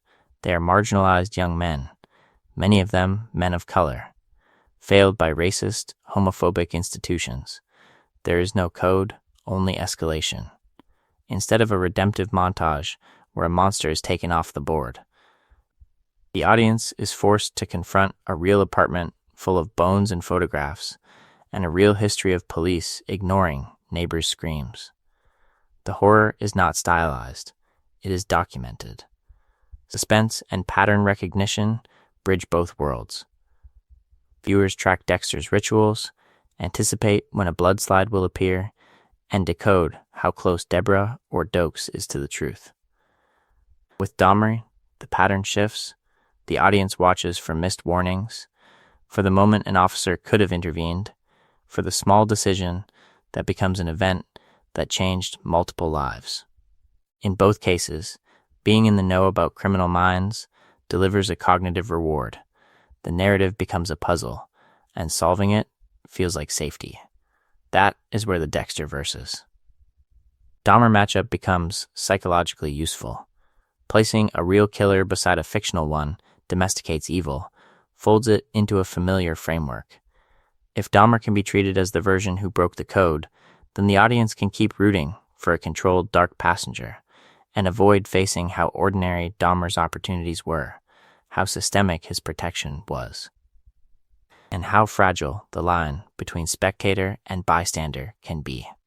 In the final act, we're going to dive deep into that fragile line and what it really exposes when people claim Dexter versus Dahmer isn't even close, because the most unsettling comparison isn't between those two men at all. That fragile line becomes even clearer when responsibility stops being about one man and starts being about the world around him. Dexter is built to make everything feel personal, intimate, almost surgical. Dahmer's reality exposes something far more uncomfortable: how many people had to look away, minimize, or actively dismiss danger for his murders to continue. Let's kick things off with the most infamous example. In 1991, a 14-year-old boy escaped Dahmer's apartment, bleeding, drugged, and disoriented in the street. Neighbors called police. Officers arrived, listened to Dahmer, ignored the witnesses, framed the situation as a domestic dispute, and literally walked the boy back into Dahmer's hands. That was not brilliance on Dahmer's part. That was an event that changed the course of multiple lives, because racism, homophobia, and contempt for marginalized victims overpowered basic duty of care. Throughout his life as a predator, Dahmer was surrounded by these failures. Complaints about strange smells and screaming were dismissed. Missing young failure, not the baseline. Dexter has to be meticulous, to obey the code, to hide the dark passenger, precisely because the system, in this fictional universe, is mostly awake. So when people stage Dexter versus Dahmer as a matchup, the focus quietly shifts. Instead of asking why real neighbors were ignored and real complaints were buried, the conversation moves to whether one exceptional vigilante could have fixed it by deciding to kill the right monster. Responsibility migrates from collective duty to individual fantasy. Pattern interrupt for a second. Imagine a show where the central hero is not a lone killer with a code, but a community that listens. Neighbors who refuse to be brushed off. Officers who document every call, check every missing persons report, and do not treat queer, immigrant, or black victims as expendable. In that version, Dahmer is stopped early. No dark passenger required, no plastic wrap, no kill room. That is why this comparison isn't even close. Dexter dramatizes the fantasy of one man outsmarting a working system. Dahmer exposes what happens when a system decides, over and over, not to see. The danger comes when that fantasy starts to look like a blueprint, when audiences binge a world where every blood droplet speaks, every killer leaves a perfect pattern, and every case is solved by a single brilliant analyst. It reshapes expectations for real investigations in ways that carry very real consequences. Let's kick things off with what's often called the CSI effect. For years, judges, prosecutors, and defense attorneys have reported juries demanding high-tech, infallible forensics on every case. If there is no DNA, no dramatic lab montage, no magical enhancement of a blurry image, they start to doubt the entire narrative. In real life, evidence is partial, contaminated, or missing. Crime labs are underfunded, backlogged, and run by exhausted humans, not a squad of Dexters sprinting toward the truth in 42 minutes. Dexter supercharges this illusion. Throughout his life on screen, Dexter is not just a blood spatter analyst, he is a human polygraph, a walking database, a one-man crime lab, and executioner. He reads microscopic patterns at a glance, reconstructs entire murders from a single stain, and outthinks every cop in the room. This would be the start of an even more seductive myth, that a gifted forensic analyst could quietly bend an entire system around a private code and never be detected. In reality, forensic analysts are boxed in by procedure, oversight, and mundane workload. They do not pick their victim. They do not stalk crime scenes alone at night. They do not secretly kill suspects and then clock in the next morning to process their own work. Dexter turns an ordinary, collaborative role into a near omniscient superpower, and that can warp how the public watches real officers struggle with cases that do not come with neat patterns or confession-ready monsters. there is another cost. When entertainment trains audiences to expect hypercompetent, genius killers, and equally hypercompetent hunters, someone like Dahmer almost looks too sloppy to be real. He left body parts in apartments, smells in hallways, terrified neighbors calling the police. He was not a mastermind. He was a predator. Fog.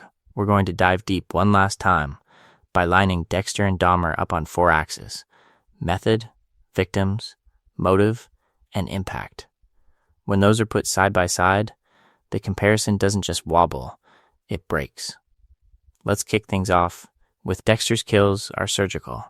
He stalks, gathers evidence, confirms guilt against Harry's code, then builds a plastic-wrapped kill room where every surface is controlled. The knife enters once, the blood is captured, the body is dismembered and dumped at sea.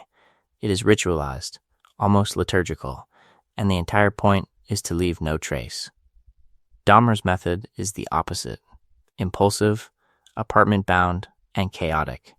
He drugs men in bars, kills them in a cramped space, leaves decomposing bodies, body parts in the fridge, acid in blue barrels. His crime scenes are so sloppy, they become training examples for what unchecked compulsion really looks like. That divergence in method leads straight into the second axis: victims. Throughout his life, Dexter is shown hunting established killers, abusers, and predators who have already escaped the system. The narrative bends over backwards to underline that his victims deserve it, at least according to the code. Dahmer's victims are almost the mirror image: marginalized young men and boys, many of them men of color. Many queer, many economically vulnerable. They are not hidden monsters, they are the ones the system already fails. One of the most infamous moments in Dahmer's case involves police returning a bleeding 14-year-old victim to him after dismissing concerned witnesses. Dexter's world imagines a hunter of monsters.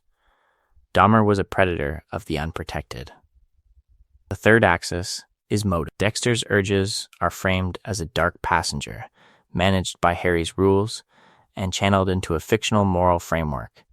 He kills to satisfy internal urges, but the show constantly overlays that with language of justice, choice, and control. Dahmer's own statements and the case files point to something far more disturbing: compulsive, sexually driven fantasies, necrophilia, and an obsessive fear of abandonment.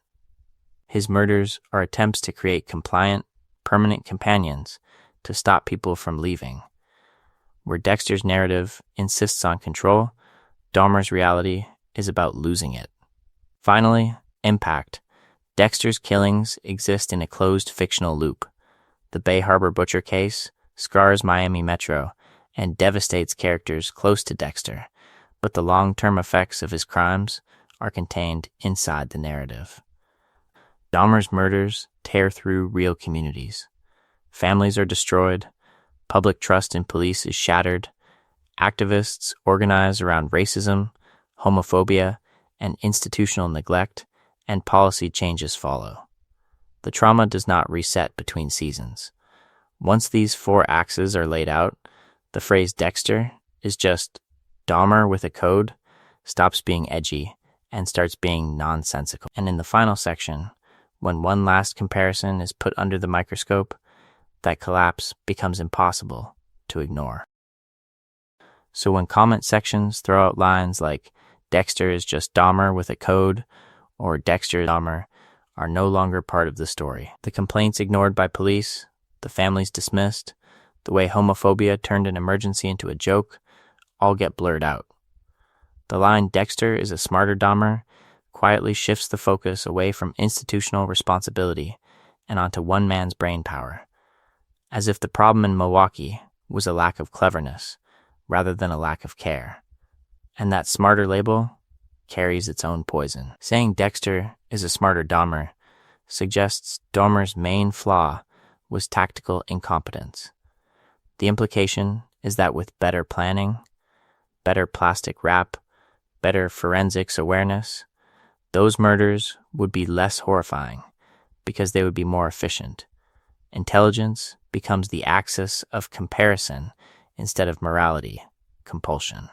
And the consequences of a system that repeatedly handed Dahmer his next victim by sending them back through his front door.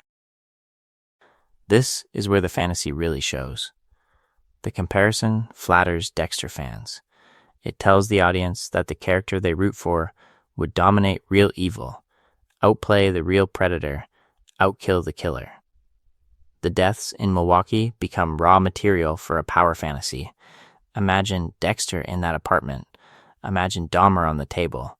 Imagine the code fixing what the cops broke. The trauma of real families is converted into fuel for a hypothetical crossover episode. Here's the pattern interrupt. The more accurate inversion is this. Dahmer is what happens when there is no Dexter, no code, and no narrative safety net. No omniscient camera proving guilt, no guaranteed discovery of every body, no tidy ritual that makes victims symbolically matter in the end. There are only real people, uneven attention from law enforcement, and consequences that do not reset between seasons. In the next section, we're going to dive deep into that inversion and how putting Dexter and Dahmer in the same sentence tells a darker truth about the audience than about either killer. When people say Dexter versus Dahmer, it sounds like a matchup, a hypothetical fight. But underneath that, it is really a survival fantasy. If Dahmer represents the nightmare of a real predator slipping through the cracks, Dexter becomes the imagined apex predator standing between that nightmare and everyone else. Throughout his life, Dexter is framed as a weapon, forged by Harry's disillusionment. Harry watched real killers walk free, watched victims disappear into legal loopholes, and decided to build a countermonster with a code. Dahmer, by contrast, thrived precisely because no such protector existed. He targeted marginalized young men, many of them men and boys of color, in a city where police routinely dismissed the danger. Saying Dexter would have stopped Dahmer is a way of coping with that terror, by inventing a stronger dark passenger that hunts the predator instead of the vulnerable. This would be the start of a deeper frustration. Dahmer was reported multiple times. Neighbors complained about smells and screams. Officers famously returned a bleeding 14-year-old victim to him. In Dexter's world, that sequence plays differently. Those officers would become names in a kill room monologue, part of a chain of institutional failure that pushes Dexter to kill the man the system refused to see. The comparison becomes a protest. If real cops could not stop Dahmer's reactions to a world that often feels indifferent. The danger is not the impulse, it is the uncritical indulgence of the fantasy. When Dexter becomes the preferred answer to Dahmer, the risk is that faith in real reform, real accountability, and real victims quietly erodes. So the question is not Dexter versus Dahmer, who wins? But what does it mean that this is the matchup being imagined at all? In the final section, the goal will be to give a clear, memorable way to talk about Dexter and Dahmer that keeps Dexter where he belongs as fiction, as narrative metaphor, while keeping Dahmer anchored to case files, communities, and a reality that should never be reduced to a clever crossover pitch. So when a culture starts asking Dexter versus Dahmer, who wins, there is already a confusion happening between two very different mental modes. On one side is the part of the brain that treats Dexter as narrative, as a carefully built arena where violence is stylized, consequences are curated, and the dark passenger becomes a metaphor. On the other side is the part that should treat Dahmer as case files, court transcripts, and communities permanently reshaped by what he did. Let's kick things off with a simple but important separation. It is completely possible to appreciate Dexter as a well-crafted, morally provocative series without endorsing vigilante murder. Throughout his life on screen, Dexter is framed through Harry's code, through long monologues about urges and control, through sequences that underline how much planning, evidence gathering, and ritual go into each kill. The series invites analysis. What happens when a damaged person tries to turn homicidal impulses into a twisted form of justice? And what are the consequences for anyone who discovers that truth? Dahmer's story is not that. Dahmer murdered 17 real people, mostly young men of color in Milwaukee, many from marginalized communities already failed by police and institutions.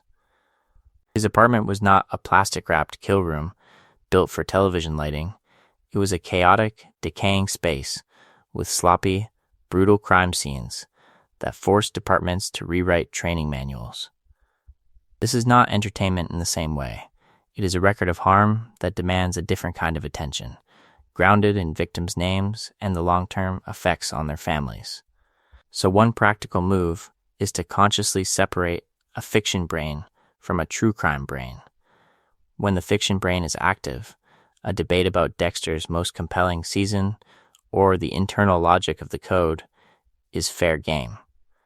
When the true crime brain is active, the frame should shift to systemic failures, racism, homophobia, and how a bleeding 14-year-old victim was returned to Dahmer by officers who did not take his neighbors seriously. The same kind of clever comparison that feels engaging in the first mode becomes dehumanizing in the second. From there, a few habits help.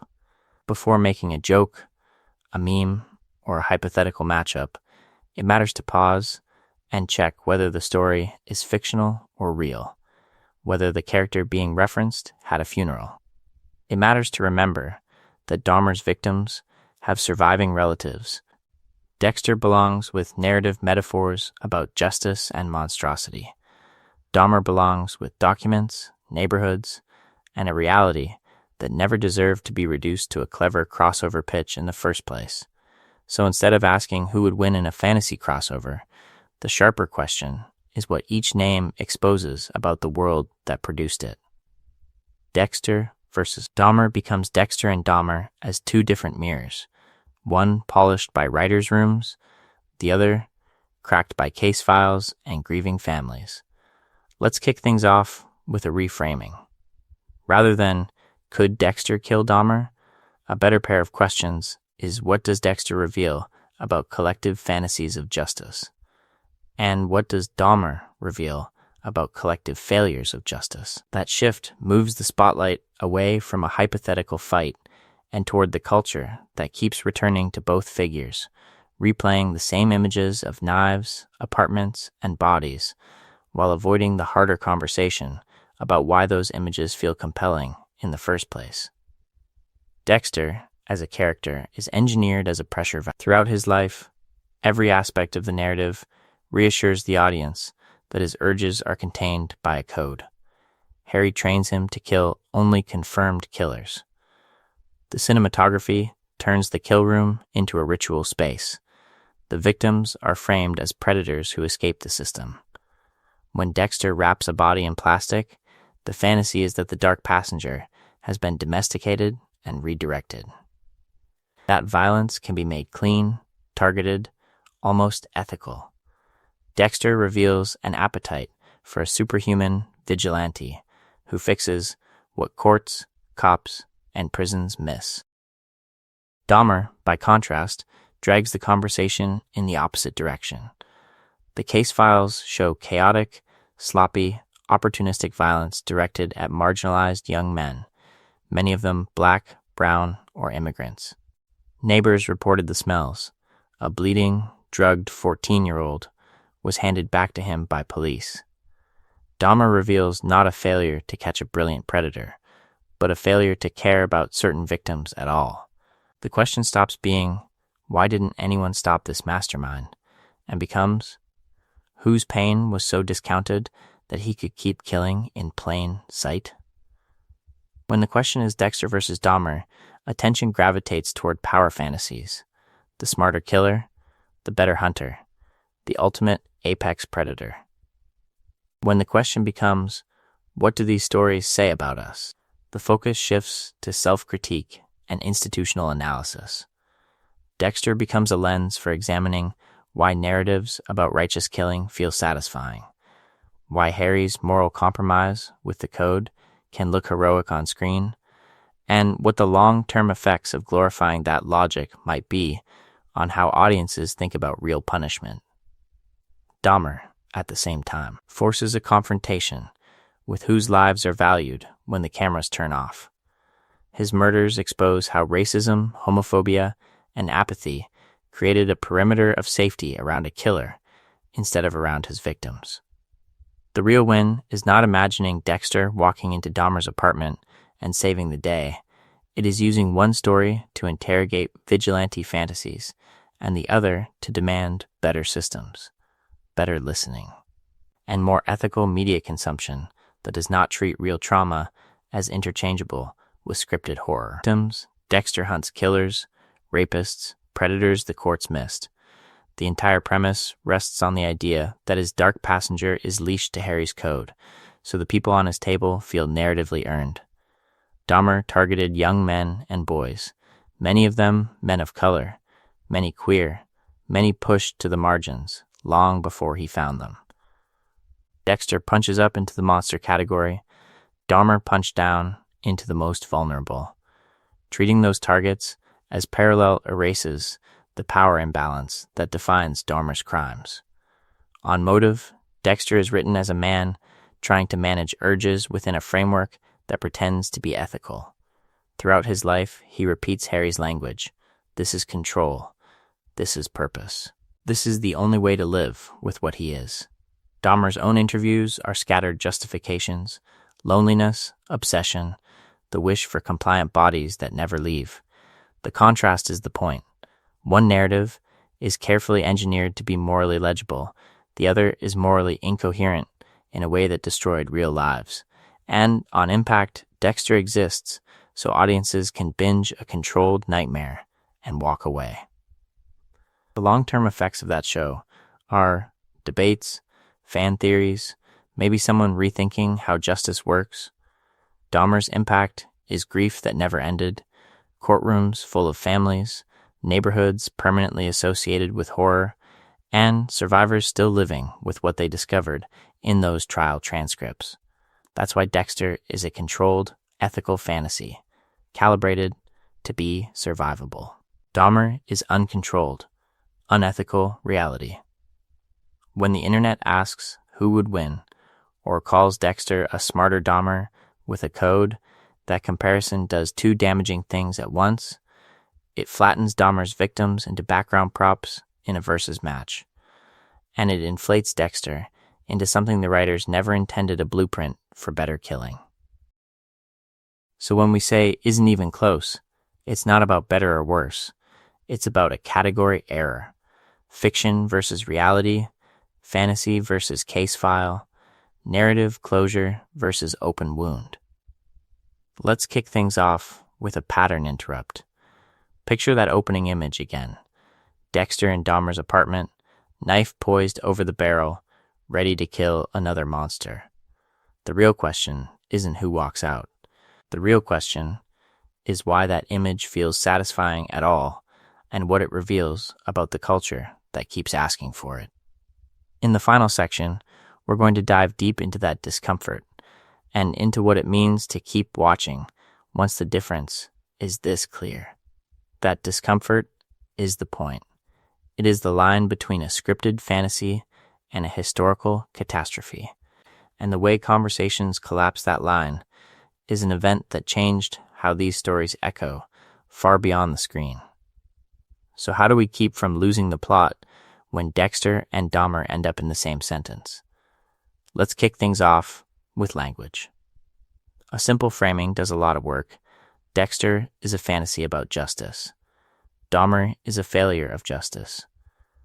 One exists to imagine a world where a dark passenger is chained to a code and pointed only at killers. The other is a documented record of a system that ignores about vigilante fantasy, about Harry's choice to channel urges instead of cure them, about the consequences of a code that claims to protect innocence but keeps producing collateral damage. Dahmer should pull focus toward policing failures, racism, homophobia, and why certain victims were easier to ignore. That gives each story its proper question. Dexter is a space for what if. What if someone with urges to kill only targeted proven killers? What if a code could contain a dark passenger without destroying everyone around it? Dahmer is a demand for how did we let this happen? How did neighbors' complaints, survivor reports, and obvious red flags still end with 17 dead? Those two question sets should not be swapped. When a fantasy about justice gets treated like a blueprint, the long-term effects are dangerous. When a failure of justice gets treated like a thriller, the real victims are erased twice. In the final section, we're going to dive deep into that last step, not just how these stories are framed, but what it means to choose them. The hook is simple.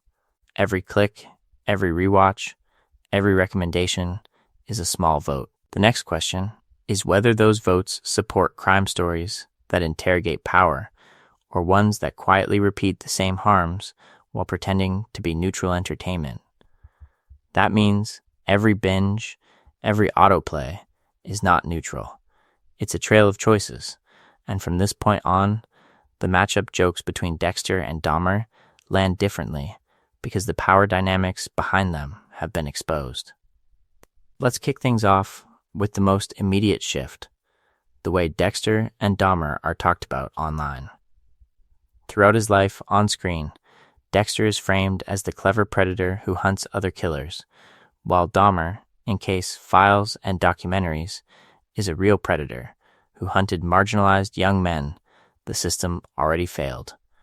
When comments collapse those two into who would win, they flatten that difference and erase the victims. Reframing that conversation means moving from fantasy brackets to asking whose pain is being turned into a punchline and what that says about the culture that discovered these crimes and then replayed them as entertainment. From there, the next step is deciding what stories to amplify. Dexter's code is fictional, Dahmer's 17 murders are not.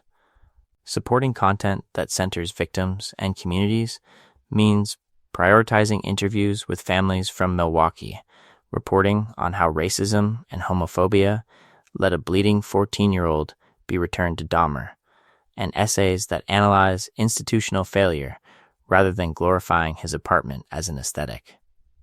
This would be the start of a different recommendation chain, one where the algorithm is slowly trained to value memory and accountability over spectacle.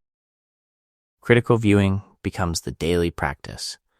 When a crime show leans on Dexter-style fantasy's surgical precision, perfect plastic, a code that only targets proven killers, there's an opportunity to pause and notice what is being sold. The fantasy is not just about a dark passenger under control. It is about a world where violence is clean, justified, and free from the long-term effects of grief, protest, and generational trauma. Asking why that fantasy feels comforting and who disappears inside it turns passive. Watch why the hardest question is still ahead. What happens when the story that feels most satisfying is also the one that quietly teaches the wrong lessons? That clash between satisfaction and discomfort is exactly where the classic versus impulse sneaks in. The comment sections will still ask who would win, Dexter or Dahmer, as if this is just another crossover fight. That urge will not disappear overnight, because comparison is how fandom and internet culture keep stories alive. So instead of pretending that impulse is not there, let's redirect it. Let's kick things off with a different matchup. Dexter versus the justice system that failed long before his dark passenger ever picked up a knife. Throughout his life, Dexter is framed as a response to cases Harry could not close.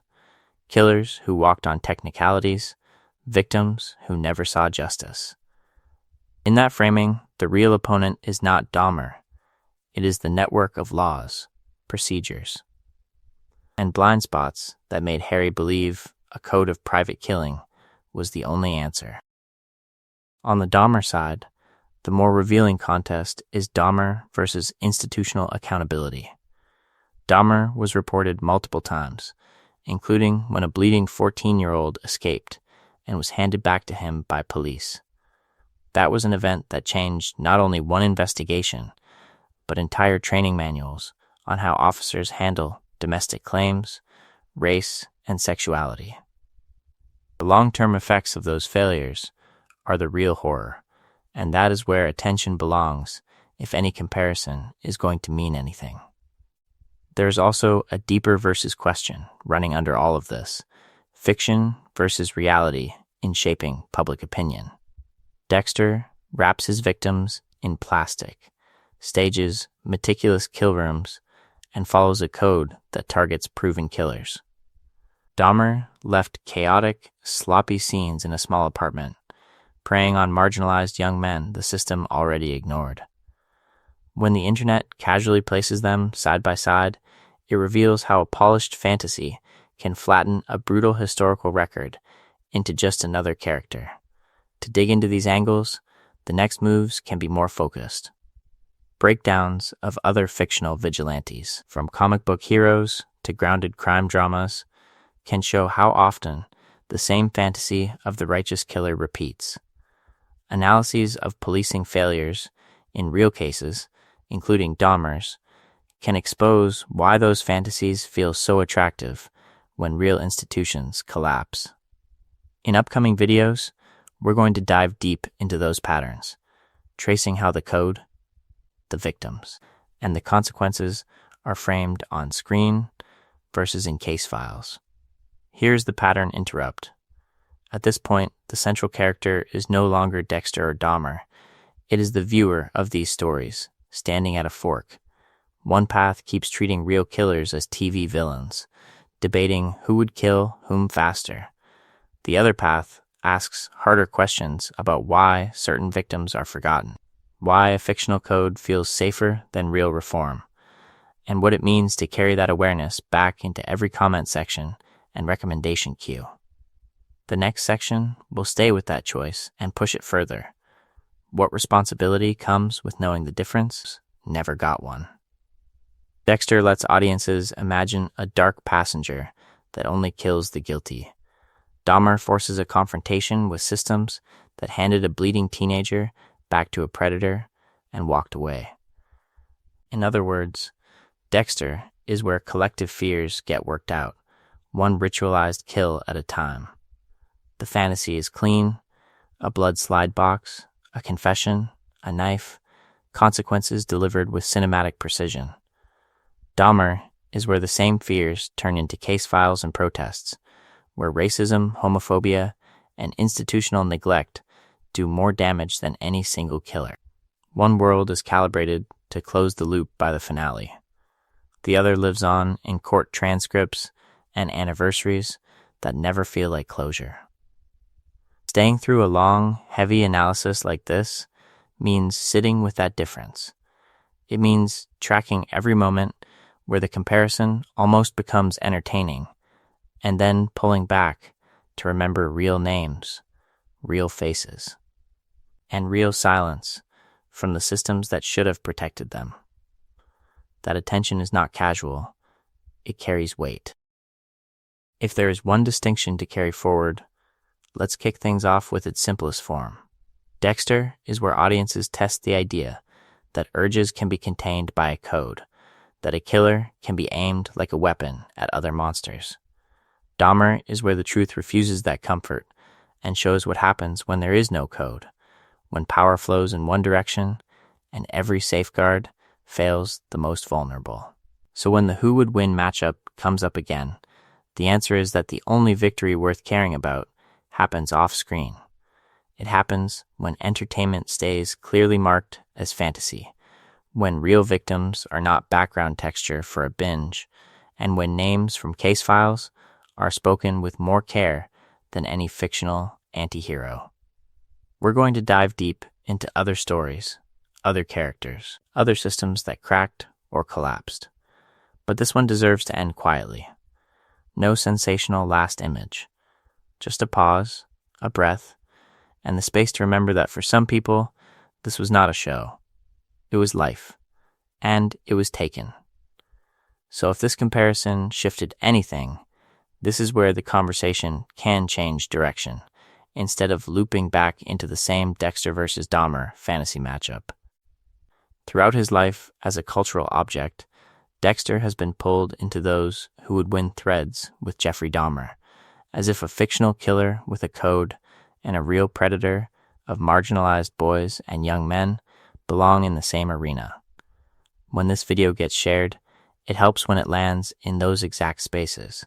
Subreddits arguing about Dexter's body count, Discord servers dissecting true crime. Comment chains under Dahmer clips that flatten victims into lore. Dropping this breakdown there is not about winning an argument. It is about inserting nuance where the algorithm usually rewards escalation. The most helpful reactions are not rankings of who would kill whom faster, but reflections on what actually surprised viewers. Maybe it was realizing how impossible Dexter's code would be in real case files, where nearly all serial offenders target people weaker than themselves. Maybe it was seeing how Dahmer's victims were failed by racism, homophobia, and institutional neglect, while Dexter's victims are framed as a value. In upcoming deep dives, we're going to dive deep into other killers, on screen and off, into other systems that cracked, into other moments when a code was used to excuse what should never have been excused.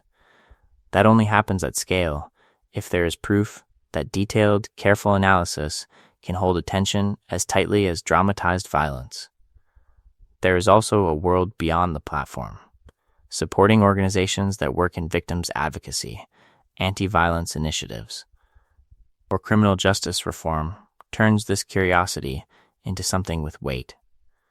Whether it is a local victims fund, a group challenging how police handle missing persons, or national organizations pushing against the same institutional failures that let Dahmer operate, even small donations or signal boosts can be an event that changed more than a recommendation feed. In the next section, the focus will move from this single comparison to the larger pattern, what it means that audiences keep reaching for killers as mirrors, and what the long-term effects of that choice might be. Throughout his life, Dexter Morgan has been framed for us as the man who walks toward the door no one else will open.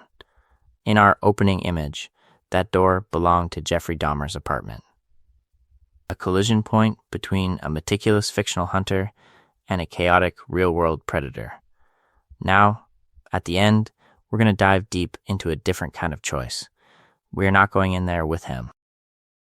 Let's kick things off with a simple admission. The Versus Fantasy promises a clean, cathartic kill, a plastic-wrapped table where Dexter's code finally does what the Milwaukee police did not. But the moment that door opened in real life, there was no ritual, no clever reversal, no dark passenger delivering poetic justice. There were body parts, photographs, and an entire building full of victims' families whose lives were split into before and after, an event that changed every future conversation about Dahmer forever. That is why the confrontation does not need to be imagined. The truth has already been discovered. When investigators stepped through Dahmer's doorway, the fantasy of the mysterious loner evaporated and left only evidence: racism, homophobia, and institutional failure. Those were the real antagonists, and they cannot be stabbed on a table or wrapped in plastic sheeting. So instead of following Dexter into that room, the camera can stay in the hallway. The lens can rest on the closed door, on the yellow tape, on the neighbors who were ignored when they tried to report the smell. The matchup dissolves, and what remains is the mirror. Who was believed? Who was dismissed? Who was protected by the system? And who was left alone with a monster? Throughout his life, Dexter survives because people underestimate him, misread him, or accept the story he tells about his urges. Dahmer survived for years because people underestimated his victims and accepted the story he told about them. That parallel is the uncomfortable reflection this comparison actually offers. Not a duel, but a diagnosis. From here, the invitation is simple. close the door on who would win fantasies that turn real killers into sparring partners for fiction.